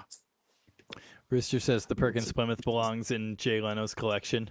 Well, if he calls, we can talk. But, dude, I like it. I'm driving it everywhere. It's really fun. I'm going to make more power with it or bust. Jay is like you. He doesn't actually search out stuff anymore. Stuff just finds him. So that's just the way it works. So, dude, that totally found, like, seriously. So the gentleman, Jason, offered me a 2015, funny enough, 2015 Ram 3500 for a trade for the Charger. And I was tempted, but I don't want a basic work truck anymore. Like, it's got to have the comfy interior. I'm just not going. And I already have that in your old truck, the 3rd gen, with, the nice Laramie interior and everything. So I said, no, I'm good. And then he sent me some other pictures, and he said, do you know anyone that likes weird, rare Chrysler products? And the last picture he sent me was the Perkins Plymouth. And I saw the one picture from far away, but I could see the badge, and I knew exactly what it was. I was like, dude, you have that? I need that. Let's make a deal. And I'm so happy. Like, yeah. I love that thing. It's pretty cool. It's really fun. Even if it is literally the slowest vehicle on Earth, a Camel is faster. I really want to drive that thing. Like, really want to drive that thing. Oh, yeah. Turbo on the Perky. It had to have been done. Someone's had to have done that at some point. I don't think anyone has. I think if they had, we'd have been able to find it on the internet. I am strongly considering a turbo on the Perky. And if I do that, first off, remember, I have a spare correct engine, so we can always go back if it explodes, which I don't think it will. It's a diesel. It'll be fine. And if I do that, it will be in a non-destructive way where at any time we could put it right back to stock, because that is not the kind of car you ruin. You know what I mean? No, I would not put an it's intercooler on it. I would not cut a yep. single hole in it. I would put a turbo Mhm. on it. There's room to do it. I would put a turbo on it. I might modify the spare exhaust manifold, or I'll just fabricate an adapter so I don't have to do anything. But it would always, if I do that, which I'm thinking about, it would always be in a way that could be reversed. Yep. Yes, Chris, the Rampage has a 2.2 turbo and a 5-speed, but there are some important pieces missing. I don't think I could make it work without like a parts car, and where are you going to find those parts? So that's the thing. Yeah. All right. I'll be back just a sec. Okay. Hold on. All right then.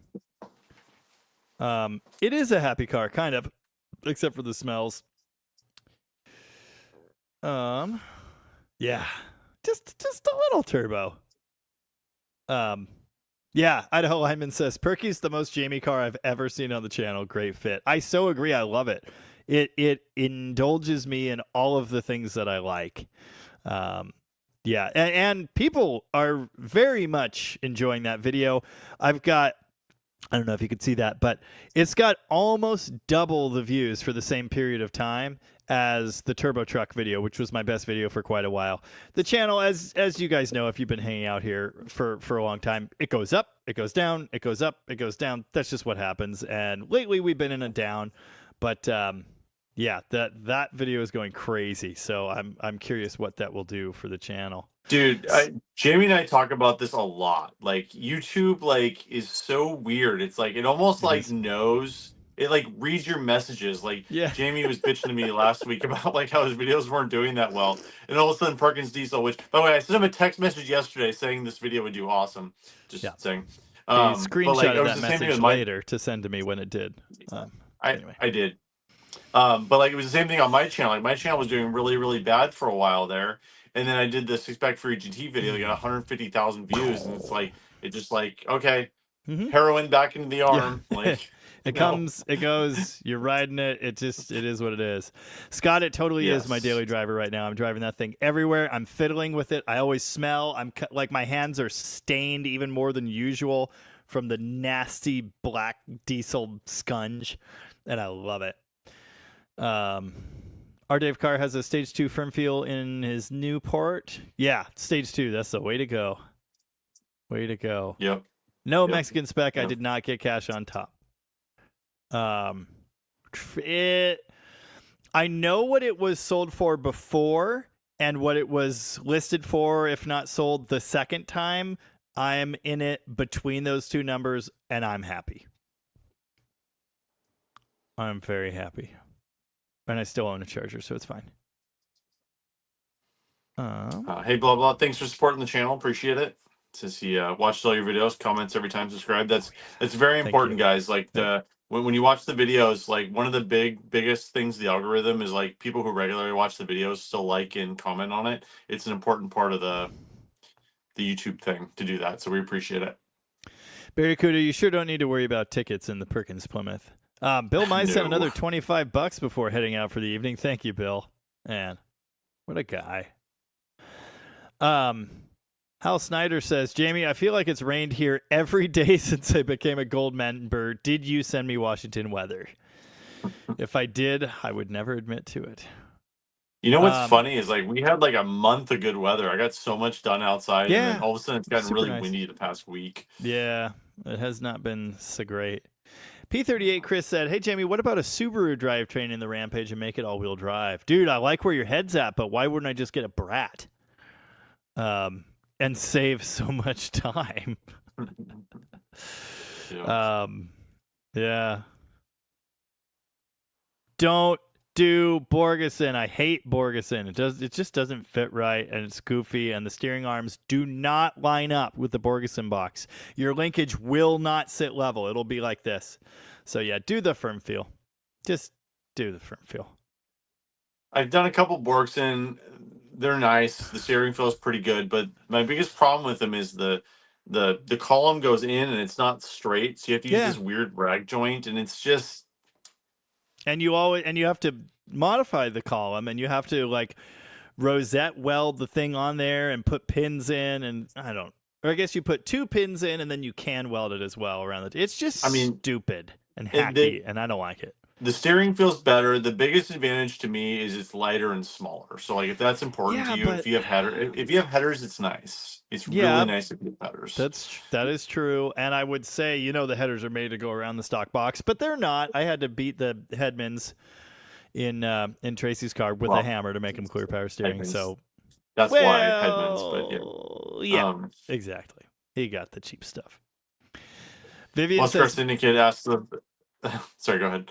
"Oh, Perky might be the only car that could make her 6-cylinder J10 feel like a drag car." Yes. Mm-hmm. Muscar Syndicate asked if we're going to Moors the Park. You're the 4th person to ask tonight, I think. Fortunately, neither of us are going to make it this year. There's just too much going on around here. None of us really have time to get back there this year. So I would love to. It's a great show, but we're not going to make it this year. So don't turn it up and end up with a runaway. I'm familiar with the procedures. Did the factory make a Turbo Rampage / Scamp? As I understand, no. I thought they did, seeing this one together, how it is, but no, I don't think they did. I have been told they did not. No, there were no Turbo Rampages. Nope. Lovejoy's got it. Turn it up till it runs away and back it off a quarter.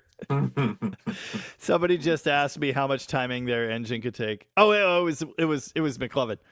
How much timing, or I think I need to add timing to the Valiant, and I said, you always need to add timing. Just crank it up until you blow a hole in the piston, and then in the pistons, and then back it off 2 degrees. Seabody Garage asks, I would love to get my hands on that 68 Sport Fury in that yard. Yeah, I got it. It's here. The thing is, I've got a 68 440 4-speed fastback, and it's pretty rough. I mean, like, if you really wanted that car, I would absolutely sell it to you, but I bought it as a parts car. I've got 3 68 Sport Furies here, and I need a lot of parts for them, so that was my plan. But if you really, really want that car, send me an email, but I don't think it's going to be worth trying to ship it anywhere, but it is what it is. So Bullwag says diesel injection pumps are painfully expensive. Very true. Really glad there's a rebuilt one in the trunk of Perky. And a third one on the spare engine. Yeah, that's its name. Is that official? The previous owner nicknamed it Perky. It's in the magazine and everything. Well, I actually did watch your video today. So, but yeah. It's on the key, but it's also in print as that's its name is Perky. So. Oh, is it? Yeah. Okay, so you're. It's like a boat. Okay, you can't rename it. That would be bad luck. That's true. It is bad luck. It happens, but it's always bad luck. So. My laptop's about to die. I have to unplug my phone and plug in my laptop. Nice. Joey Garcia is listening to the live stream while stuck in traffic. Nice. Yeah, Lovejoy had a brat. I knew that. Yeah, loitering or impeding traffic. Yeah. Yeah. We're going to try and fix that. We're gonna try to fix that. A lot of comments about the Borgeson box. Yeah, there's some debate on that. So people like them. I hate them. Everyone I've ever seen didn't fit right. The conversion is dumb. They sit at a funny angle. The linkage sits at a funny angle. I just don't like it. Gonna leave that one alone for now. So just a reminder for everybody who's watching on here, I'm going to be doing a live next week on Saturday at 5 with Keith from Noel Automotive. He's trying to build his YouTube channel, and he's very knowledgeable restoration guy. So it's going to be a little less engine builds, more restoration part number stuff, but should be a fun one to do. He's a good guy, very knowledgeable on Mopar stuff. So whatever happened to the Temu Jeep? It's still in the yard. I don't think it's run since that day. The what Jeep? Your Volkswagen thing. The Mighty Mutt. Oh. Yeah. The Temu Mighty Jeep. Mutt. Okay. Yeah, it's it doesn't want to idle, and honestly, like I don't know if Alan comes back out, he'll probably do the carb next time. He did the carb he came out one day last week, did the carb on the Jeep, which is great because I need to put that up for sale, and he kind of helped out all day. So, but unfortunately, I think if Alan comes out the next couple of weeks, we're gonna be moving shit and like getting some organized to the NOS parts deal. So, yeah. Paul Wortman commented. Thanks, Paul. Oh, yes. McLovin Garage's Llama Barn, the Valiant I sold him, is running, driving, insured, and made it to the gas station and the photo spot. Totally winning. It's awesome. I'm not putting a 440 in the boat. Unless rods go through the side of the 350. I might have to sell the boat. I love the boat, but it's just sitting there, and God, it's almost time for registration again. No, I'm not 440 swapping Perky. Yeah, you get like a good week, and then the boat comes out, and then you get all infatuated and in love with it again, and then it just I love sits for that boat. 11 It just months. sits there. It sucks. It just sucks. But it's so much fun. Yeah, boats. I have told myself I'm not going to buy a boat. The only exception will be if I found a 340 boat, I'd probably buy that, enjoy it a couple times, and then just sell it because I don't want to deal with boats. So nice. Kevin Penn is here and says, just started recently watching your channel, Jamie. Been thinking about swapping a Magnum engine in my first D150, currently turning it into a 4-wheel drive. Nice. Yeah. Magnum swap, and that is really no big deal. It's not that hard of a swap. It's pretty easy, actually. So totally. Nope.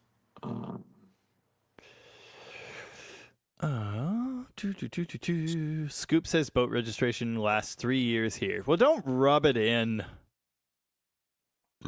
Jeff says we need a drag race my stock 52 Willys 1-ton 4-wheel drive against Perky. We'll use a sundial to record the times. What is a 1-ton 52 Willys? I don't even know what that is. I know they made a pickup truck, but I didn't realize they made any that were that heavy duty in those years. Am I missing something there? I'm not familiar with that either.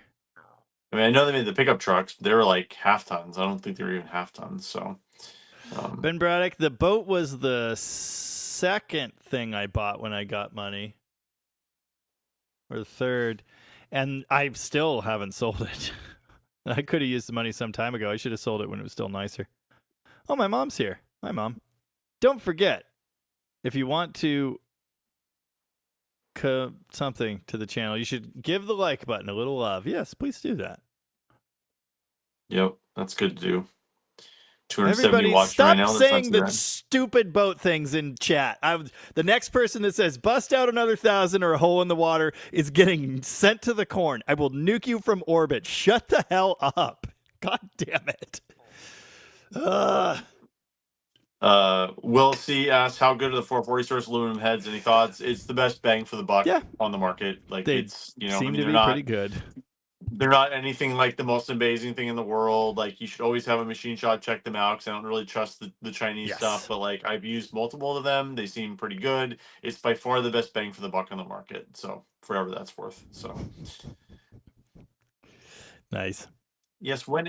Eric asked, when is the next crew cab content? Yes, that's an excellent question, Jamie. When is the next crew cab content? Alan, when is the next crew cab content? I don't know. I literally have no idea. We moved the frame the other day. We'll get there.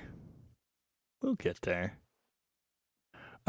Chris Blanchard, what's the difference between the Sport Fury and a Grand Sport Fury? Is there a Grand Sport Fury? I thought it was just Grand Fury. That's there's B-body, a Grand C-body. Fury. Grand Fury's C-body when the Fury was downsized to B-body. Yeah, it's complicated. So there was the Grand Coupe, which was 70, and then the Fury became the B-body in 75, I think. 5? Yeah, and the Grand Fury was the full set. Yeah, because 74 was weird. Like, there was a big transition, and then Fury was B-body in 75. Grand Fury was the full-size car till 77. Then the Grand Fury, I think it went to the M-body at that point, or the F-body. I can't remember. It's complicated. Then it went to the M-body in the 80s, and so it's back and forth. So, maybe was there a Grand Fury Sport? I kind of doubt it because Grand Fury was like a luxury car. There wasn't. No, there wasn't. There never was. Blah blah. Are low compression Smog 70s 440s worth building? Yes, that 440 block's actually stronger than a Muscle Era 440 block. Change everything in and on it, and that's a great engine. There's it's a great block to start with. They have cast cranks and they have super low compression from the factory. Get the compression up. It's an open chamber head, but they're usually either 452s or the other one that's just like 452. And that's actually a pretty good head. It is open chamber, but it's pretty good.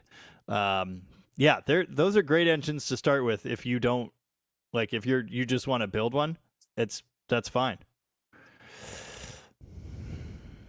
Stuart Cody asked, have you ever resealed the stock steering box? Mine works great, just leaky. Yeah, we've done that all the time. It's always the bottom seal where the Pittman arm attaches, and it's always a seal on top. So we've done that a bunch of times, change those seals. And it's, as long as it's not loose, you don't have to send it to firm feel. It's not super hard to do. I mean, it's not easy, but it's not the hardest thing to do in the world. So yeah, we've done that all the time on boxes. So I've never done it myself. yeah, I mean, I've had Trev do it, but he's pretty good at it. So he's done a bunch here. So we don't want to do the whole steering box. Kyle Ennis, which thermostat would be best for a Poly 318 in Texas? Probably the factory one. They're either 180 or maybe 192, but probably 180, I guess. Blah, blah. Would a 440 fit in an 80s D150? Absolutely. 440s came stock in that body style in the 70s. They went away after 78 or so. But they didn't change the truck at all. I mean, up to 93, the engine compartment is essentially exactly the same. So, yes, it will fit with the correct parts from an earlier truck. No problem. Yep. Eric asked, did Gary sell the Valiant? Yes, that's Yes. sold.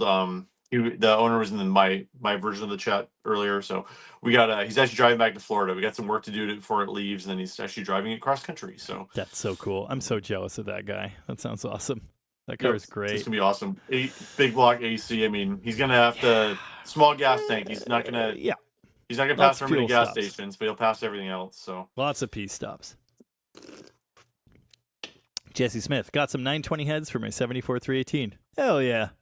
Those are the best ones. All four-wheel drive Willis trucks were 1 ton, two-wheel drive were 3/4 ton. Huh. Interesting. Yeah, I didn't know that. Interesting. I didn't know that. Raymond Cabell. Alan said Go ahead. Oh, Alan asked, my dad had a 59 Plymouth Suburban 318 Poly with a factory gas heater. Nice heat in Wisconsin winters. That was absolutely an option on those. Very rare option. They actually had gas heaters because it was insta on in the really cold temperatures. Wow. I think it was in the back too. I think it was front and back heat too. Yep. That was absolutely a factory option. Yeah. Never heard of that. That's crazy. Yep. Yep. They made Aspen RTs into 1980? I didn't know that. 80 got rectangular headlights, right? That's the last year, I think, 80. Yeah, that sounds right to me. Well, for the Brady's Aspen in general, what I'm drinking. right? It's yeah, that was last year. Yeah, Brady's asking what I'm drinking. It's another Freem. That's my favorite. This is Japanese lager. They make a bunch of different beers that are like, this is basically Sapporo but better. They make a Corona but better. I don't know. It's kind of one of my go-tos right now. I usually drink their lager, but I like the Japanese lager too. It's good. So no one asked, but I'm drinking the Hazy Honey Crisp. Oh yeah, I'm almost out. Incline, Imperial Hazy Honey Crisp. Yes. Actually, this is the last one. I just got some Cosmic Crisp. McLovin's favorite thing to do is road trip classic cars and trucks. It's on the list for me, buddy. I certainly do enjoy it. I haven't done much of that in a long time. I don't think I've done any big classic trips. The ramp truck doesn't really count. So the October 2023 Otterpop trip, I think, was my last big classic car trip. By the way, I was just doing a scrap load here, and we found the broken water pump for that. So that's going on Jamie's wall of shame for the water pump. I put it in my display cabinet. So. Yeah, I threw it in that scrap pile, and I was thinking, I could save that, but that just seems silly. And then, you guys elected to save it for me, and I decided that's a good idea. Muscle Car Syndicate, what vehicle or part did you miss out on that will forever haunt you? Well, all of mine are 68 Chargers. There was a flat black 68 Charger on Craigslist when I was 18. I tried to borrow the money from my mom to buy it. It may well have been fake. I don't know. I emailed the guy anyway, and I never heard back. And then the one before I bought my nice 68 Charger, that crappy one, there was supposed to be a deal that the guy backed out of, and that was pretty messed up. But anyway. Well, that's what got you all pissed off, and you sold everything you had and bought the red one. So yep, it worked out okay. So that all worked out for me, but yeah, it still bugs me. Yeah, I was like a year out of high school. Like, I think I was 18 or 19. And no, it was before I was still in high school. Before I bought my first car, a 70 Charger, there was a Challenger TA for sale. Actually, it was right down here. I remember the exit it was off of. It was a yellow TA for, I think it was like $9,000, which was a total deal at the time. I went down there and looked at it, and I'm like, hey, like, I need to like pull out my money with my brother. My parents let me borrow a little bit of money, and I waited a day to do it, and somebody bought it the next day. It was a yellow TA Challenger 4-speed. Wish I would have bought that. I'm not even an e-body guy, but that was like a very cool car. So Yes, I road it is tripped what it my is. Charger home, but that was in 2023. That was that 23? And that was from Bend. I mean, that wasn't that far. 22. That was 3 years ago. That was 2022. Same year I got the Demon. And yeah, that was only 6 hours home. The 69 Charger trip from Chicago was insane. Yeah, that was pretty awesome. I did have fun in Rob that had- Silver Rocket. Yeah, that was pretty cool. Rob said he had a 52 M37 with a gas heater, and it worked a little too well. LOL. So yeah, they're pretty effective. Alan's commenting mine does from have a your heater. channel. That's messed up. But Nice. he loves daily driving Thanks. in 300. Thanks, Alan. I know you're on Team Rocket, not Team Dead Dodge. Appreciate it. Wow. So. Will the ramp All right, truck in have a about built-in 2 minutes. freezer? Oh, okay, fine. Maybe about 2 Maybe minutes here, I someday. gotta go. So. The Ram truck does have a built-in freezer. It's called the air conditioning unit that he has to turn off because it gets so cold. Dude, it works so well. I'm so glad you insisted on me getting that working because it is fantastic. I use it all the time. You need to listen to me more. You're probably right. Jamie, you said this is Mexican spec. Jamie, you said the paint on the Perky was aqua. No, it's turquoise, but it mint green is the original color, and you could see the line between the original mint green and the repaint in the engine compartment. It is decidedly in person. It's mint-ish, but it is more turquoise. It's got that little bit of like blue to it. So, blah blah says I need a shirt that says bring 3 pedals back. The shirt idea from like forever ago was floor panels are extra, clutch pedals are mandatory. I don't know if we'll ever make that one. Somebody just had to have done that one before. I don't know. Mom, this Maybe was not. after you got the unexpected life insurance payment. And so there was suddenly some money, and I allegedly asked to borrow some of it to buy a 68 Charger that I don't even think was actually legitimate. But you did Sounds have the about money right. at the time, strangely. Oh yeah, I guess wood burning the wagon counts as a road trip, and it was a hell of a trip. Yep, that ended up here for a month after that. Yeah. Tavo did come from a land down under. How's it going? Jamie's down to 3 cars here, I think. No, 4. The neon. Half of- It's 4. Oh yeah, the neon in the field, most of a Barracuda, the Jag parts car, and my Imperial. And I was thinking about just selling that Imperial, but then I got Perky, and now I think I'm like contractually obligated to put those cars next to each other. So Look, I'm okay. You all need to encourage. Jamie's like giving up on that Imperial. It's out in my tall grass out here. We moved it, so I mowed around it. He's just like he's over it. He doesn't even want to drive it home now. You guys need to encourage Jamie, enable him so he has to road trip it home. people It's just ask me sitting about here. it all the time too. So like, Dude, he got 150,000 views on that first video, and it's been yeah, long enough. and everybody's forgotten about 20,000 it. on the second one. That's good. Still, Well, not anymore. it was then. It was then. Yes, Alan is allegedly, speaking of things I'm giving up on, Alan is going to be 360 swapping the turbo truck. I will probably be doing a video on the Turbo Slant 6 project in the near future, but I put the turbo in the turbo truck. It did stuff. It was kind of cool. It needed tuning and such. Alan said, hey, I want that truck. I don't need the turbo stuff. Okay, fine. We went to move it on Friday or Thursday because we were rearranging things, and it no longer moves because the transmission exploded. So that's the end of that. On the Valiant? No, on the turbo truck. Because I took the turbo stuff that was on the Valiant that I'd already taken off and put it on that truck just for a proof of concept. It did work better. Didn't work well, but it worked better. But the transmission is just dead. So I'm done. That's I'm awesome. done. Hype type, it doesn't matter if Jamie has room on the yard. He still needs 16 Imperial home. Granddad's junk. Is this the 331 Hemi Imperial? Yes. It's Yes. the pink one. It's still it's right out my window out here. I Yes. did mow around it this week, so it doesn't have 3 feet of grass around it anymore. But yes, it's still here. He needs to do the tank. That's the problem. No one wants to touch the tank. Alan's ready. Alan is fully prepared. War Ghost, I don't think I ever said that, and I don't know why I would have. 451 stroker is essentially just a 440 in a shorter deck block. So depending on how you configure it, it can be whatever you want. A 440 can be a normal street cruiser low power engine, or it can be psycho and unusable below 3,000 RPM. It just depends on the cam and what you do to it. So if I said that, I don't think I said that, and I don't know why I would have. I might have been talking about one specific stroker engine. McLovin asked, can you take Tom's 2-car trailer behind the ramp truck and take 3 home at once?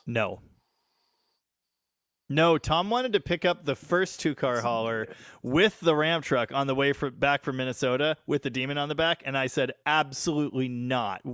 And remember how we lost the brake booster on that trip? Yeah, it's a good thing I said no.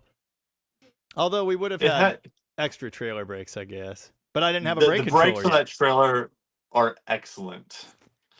I didn't have a brake controller. And also, I just want to remind everybody, I built the whole rear frame / trailer hitch section on the ramp truck. So let's just all think long and hard about that. Me, I built it.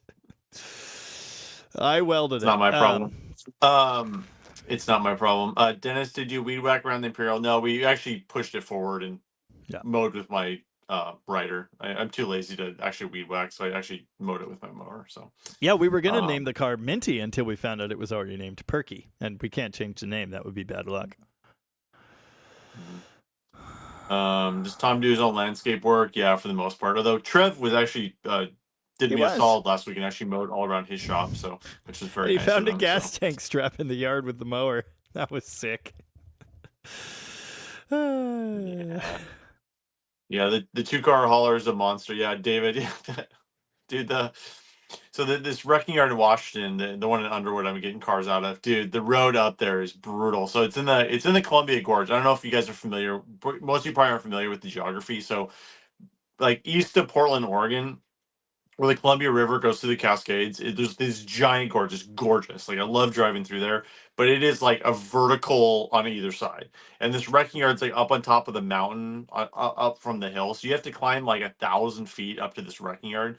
And dude, like the road is so steep. Like my 2-car hauler like scrapes on the road. Like there's twice on the road, like it scrapes because it's so steep. And it's like I have to like slow down around this corner because there's the 2-car scrapes on the back going up the hill. Like David was following me up the wrecking yard last time we were up there. He's like, dude, you just took out half the mountain. Like the trailer was so long, like it actually hit the dirt on the side of the road because they couldn't fit it up the road up the steep hill. He sent me video of following you. It looked fun. Plymouth on Plywood would take the knocking slant for parts if you want to can it. Absolutely, all yours. Come and get it. I know you're going to be tied up for a while, but it's available. Hippie Long can afford the black 64 Dart GT. Did I mention a price for that? I don't know. I was planning on doing another round of fixes on that, like getting it actually drivable. It's drivable now, but it needs tires. It needs some other little things. I was going to be probably in the $8,000 range for that done, but I'm not quite done. That is such a good car. It is so solid. The paint cleaned up beautifully. It is fully deserving of seat covers and some more fixing. I have done nothing more with it since the second video. If you are interested, email me because I'll absolutely sell it to you. Again, it's such a good car. It deserves better than sitting here collecting dust. I will do more with it eventually, but right now I'd prefer to just sell stuff. So you let me know. It will not be $8,000 as it sits. We'll make you a good deal. Brady Dog suggests having a fire sale. He'll go half on your 81 Challenger just to blow it up on my channel. Yeah. I told you how much it'll cost you to do that. It's doable. I'm not going to pay for it, but it's doable, and I'll film it. So yeah. William Fitch on my channel asked, "What's the maximum you can bore a Chrysler 400?" 60 is about as far as you can go on those safely. So and you got to have it checked. Yep. 60 is max on those. So safety sometime. Mm-hmm. Well, I was going to leave, but there's only 8 minutes left. I might as well just stay at the end at this point. I got to put my children to bed here in a minute. But it's fine. They're only up till 10 last night at the Mexican place. So nice. Yeah, Perky's a great name. It's fine. Yeah, I know the Imperial's great. I need to. Yeah, I know. Granddad's Junk, are you going to sell the Imperial? Jamie will eventually sell that. If you want to Well- buy that, I'm sure he will listen to you. So that's Well, not I'd going to be have a to permanent ship member it of to the fleet. Australia if he wanted it. It's not a permanent member of my fleet. I really like it. I want a C300 two-door hardtop. That's the car I want. I like the 55 Imperial. It's sweet. It was like one of those crime of opportunity things. But yeah. Hal Snyder, if the Dart GT had 3 pedals. I know Tom had pedals for one like 2 months ago and he sold them, or I would have already bought them from him. Because that would fix everything wrong with that car. Oh yeah, Granddad's Junk's in New Zealand. What did I say? You're down under somewhere. I don't know. You're in that neighborhood. Don't tell a New I Zealander know. they're Australian. It won't go over well. And rightfully so. Uh-huh. Rob says there's a pre-World War One service, like a Liberty truck in that yard, kind of rare, I gather. Yeah, it's pretty cool. It's the old Howard's Auto Wrecking. It's there's some really cool older stuff in there. I've got a list of stuff. There's actually a crew cab truck in there. There's a Challenger. There's some really cool stuff, and he's gonna be getting this up pretty soon. And I've given him a list, and he likes me enough now where he's gonna give me first chance to buy it. There's actually a '66 Cornet wagon in there too, which I haven't seen it out of the woods yet, but I may bring that home if it's cheap enough. So we'll see. When were you gonna mention that? I already have one. Did you watch my video? No, I didn't. It's mentioned in the video. I think I started watching that one. I don't know what was going on last weekend. A lot of stuff. AMC guy, could you convert the 4-door Imperial to a 2-door? Sure, but like you'd probably need a parts car, and I would never do that to that car. Mexican Spec, did you get any titles in the junkyard cars? Unfortunately, no. None of them have titles. They were which is a processed pain in the butt. Like, forever it really- ago. Yeah, it's You know, it's a mess, if they were I think. processed by the Yeah. state, it depends on how long ago, but the state may still have records. Alan, for the 300, they had records on that. It was no problem. Just bill of sale was Really? all he needed. Yep. They had records. They knew it had been turned in, so it just inspection, and that's all it was. Didn't have to do the letter thing or anything like that because it was recorded with the state. I mean, I can try, but these cars have been in this yard for a long time, so Yeah. it's too bad, but it is what it is. He does have a couple cars in the yard. Like there's a old '60s Power Wagon. He's probably gonna sell me, and he does have a title for that, so there'll be some, but most of them don't, unfortunately. And that California yard's the same way. No titles in any of that stuff. So Right. which is unfortunate. So. Yep. Thanks for posting the link, McLovin. Appreciate it. Yeah, except don't send an email from that website, which I'm sure Len's getting a bunch of emails from people today, which he's going to think is really weird. But Even though you send said to me. it clearly and loudly twice in your video today. I watched Have today's you met video. the internet? I mean, come on, you know this Yes, is I going to have. happen. So I know yes. exactly what's going to happen. Yes. It's like I know Derek put up a car on his website and it lasted for like 30 minutes online because he gave specific instructions how to contact him and everyone didn't. And yeah, Send pulled it, this so, money. Oh, yeah. he listed the Barracuda the other day on Instagram. He said send $5,000 to this PayPal, and he sold it.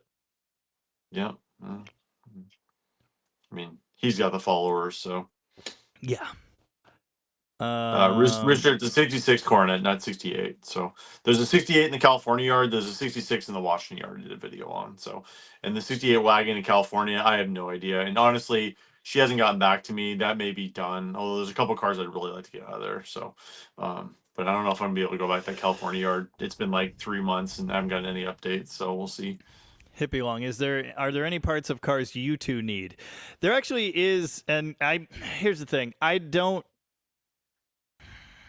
I've had people look for things across the country, and that's great, but someone found me 3 different Coronet bumpers in Ohio. Well, then I have to get it here from Ohio. That doesn't help me.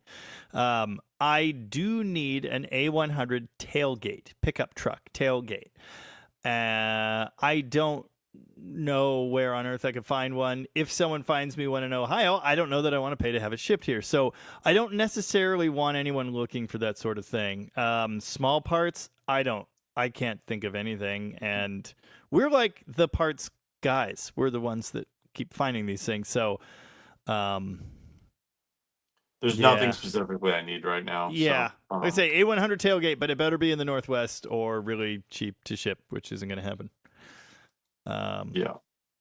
Yeah, there's not much else I'm looking for. William Fitch says dinner's cold. Yeah, it's going to be cold enough to warm it up. So I think Mine's in Brandy's the crock making friends. pot, so we're good. Well, mine wasn't a crock pot. Then she made French dip, so it's all made. But that was an hour ago when Bradley came in here. So. Microwave. Yeah. Nice.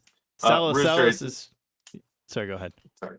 Rooster, watch my video from the Saving Classics. It's very briefly in that video. So it's in the woods. I don't know how nice it is. Not much out of there that's come out has been very nice. It's probably just a parts rig, but he's supposed to give me a price on that pretty soon. So Salos is picking up a 75 power wagon, I'm assuming, with a 440 and a 3-speed auto. 50 miles on the build. Y'all been an awesome resource for what I'm getting myself into. Nice.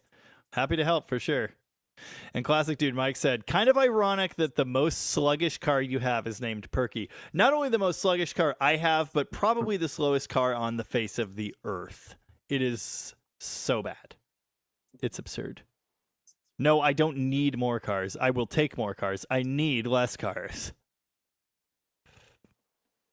yeah, I'm putting up some for sale this week. I was gonna get the Jeep listed last week, but I got too busy moving parts. So, and Right. fortunately tomorrow I can't spend all day moving parts because I got to get the Fury over to Bob's for the frame guy tomorrow. So I got to do that in the morning. I think it's gonna rain all morning too, which means I got to use the enclosed trailer.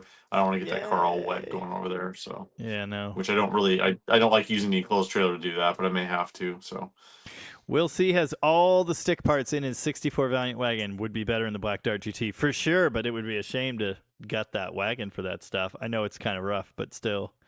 Yeah, that's true. It sure would be good in there. We were trying to maybe allegedly work out some deal involving a Barracuda and maybe that Valiant. The only problem is he's in the absolute opposite corner of Washington from me. yeah, it's not Damn. ideal. I'm going to Might as well- Spokane next weekend though, FYI. It's a long way from Spokane, and you'd have to take a Valiant out and bring a Barracuda back. Oh, well, I can't do that. I'm bringing a Right. Mustang to Right. to Spokane. So the diesel rabbits were pretty slow. They were, but they also weigh like 2,500 pounds. Like, unfortunately, the Fury's like, or the Savoy, Savoy. whatever the hell it is. A little bit more than that. By the yeah. way, but I was going to mention on that. This is something I learned a few years ago. At least it was true on a 63. Like, they weren't technically Savoys on those. They were fleet cars. No, they were just a fleet car. Plymouth. And I kind of wonder if it was like the same way on those. Yes. There's no branding on a. It is not. There's no model name. Yep. Yep. Yeah, I had a So- Forest Service car for the 63 Plymouth, and it was the same way. Didn't have the Which model, sounds yeah. kind of interesting, So, this is a picture I was sent, and I'm sorry I can't remember who sent it to me, but he commented on the video and said I have some documentation on this. He's a member of a taxi group. Anyway, new 59 Plymouth taxi cabs, and you can't see it on my phone here, but if you were to actually look at this picture, here, maybe this will work. It does not say Savoy. There it is, Plymouth. Yep. Now, here's what's weird. That is the actual 59 Plymouth badge. And the one that's on my car, they are like late 40s, early 50s badges. But it's a Plymouth badge on the corner. It does not say Savoy because it's not a Savoy. It says Savoy on the title. But yeah, that's what it is. It's a fleet car. And apparently, those were sold through Fargo. And Fargo is a Canadian brand. I don't know what they would be doing selling Plymouths. I have no idea. But he said these were sold by Fargo. So I don't know yet. Alan asked if he can work off a Jeep truck. We can maybe talk about it. Fargo division handled. Okay, I just got a response from him. That's funny. No, the Fargo division handled Plymouth taxi fleet sales for North America, both U.S. and Canada, as a sideline to Canadian truck production. Wow. Cool. Oh, I have a picture of Vice President Nixon with a bunch of Fargo executives playing with some 1/25th scale 57 Plymouth taxi promotional models. That is so cool. With Nixon? Yeah. So I guess Fargo, for whatever reason, Fargo handled the fleet sales at that time. Even though it's... Well, Fargo was Canadian. I know. That's what I said. That's why I asked him, does that mean these were Canadian production? He said no. For North America, for the taxi... those fleet cars, Fargo division handled the sales, which is weird, even for the U.S. But that might help to explain why it kind of sort of looks like an export car, why it, why the badging is weird. I don't know, but it's weird. But yeah, I think that's the deal. I think it's actually one of those taxis converted by American Diesel Corp or whatever they were called. That's cool. Yeah. I mean, other than the Nixon part, but that's cool. Well, yeah. Yeah. All right. All It's right. about Well, that it's time. 8:02. It's dinner I gotta time get for out of here. I'm everybody. hungry. I Yeah, gotta I'm go eat starving. dinner. So, Time to eat. all right. Thanks everybody for He has watching. been Appreciate it. Tom. I've been Jamie. Yep. We're gonna You go haven't eat dinner. subscribed to my channel. I'm assuming all you do, but subscribe to Rocket Restorations. If you're watching on my channel and there's somehow not subscribed to Jamie, subscribe to Jamie. So I saw you at 63,000 finally. So Yeah, I did. Yes, I did. Thanks, everybody. um, Todd, yeah, we did miss that comment. Something about a 300F convertible and a 69 300 convertible? wait, what? I don't know. No, I Missed that didn't comment see that. entirely. Yeah. Todd, what's the deal with that? Tom at rockyresto.com is the deal with that. Cars. Full size cars, C bodies. Just give me all the weird diesel ones. Shoot right. it in my veins. No, I didn't see your comment, Todd. So No, didn't see a comment if, from you at all. if there's something on that, shoot me an email, tom@rocketresto.com. Just a reminder, if you guys next Saturday, I realize it's Memorial Day weekend, a lot of people are going to be out of town, but 5 o'clock Pacific time next Saturday, I'm going to do a live with Mopar Keith Noel. So hopefully a few guys can make it to that one. So won't be as big as this, I'm sure, but hopefully a few guys can make it. Hopefully Jamie comes to my live, so we'll see. Jamie, ironically, will be in Bend again for your live. That's right. You can get on your phone. That's probably true. I might. I'll think about it. John, thanks for NOS Parts Warehouse. Thanks, man. Yeah, it's going to be a lot of work getting this done, but I think for my long term, I'll be honest, I'm honest with you guys. You guys are on the chat. You're all my fans. I'm trying to kind of get away from doing full restorations. I'm not going to get away from doing projects and Mopars and everything, but doing the body and paint, everything, I'm kind of trying to get away from that. I'm getting a little burned out on it. So I'm trying to kind of go more towards the part side than the full restoration side. I'm definitely going to be doing restoration still. We're going to be doing cars, but I'm trying to kind of get away from that. And that's kind of where I'm trying to go with this parts business. So, yep. No, Tom doesn't sing, and no, I haven't watched Duster yet, but I probably will. Is that out? Yeah, at least the first episode. Okay. I think at least the first episode's up. So much on the DVR I got to catch up on. Oh, yeah. You have a DVR? All right. People still use those? Okay, bye. I do. Bye, everybody. See you, everybody. Thanks for being here.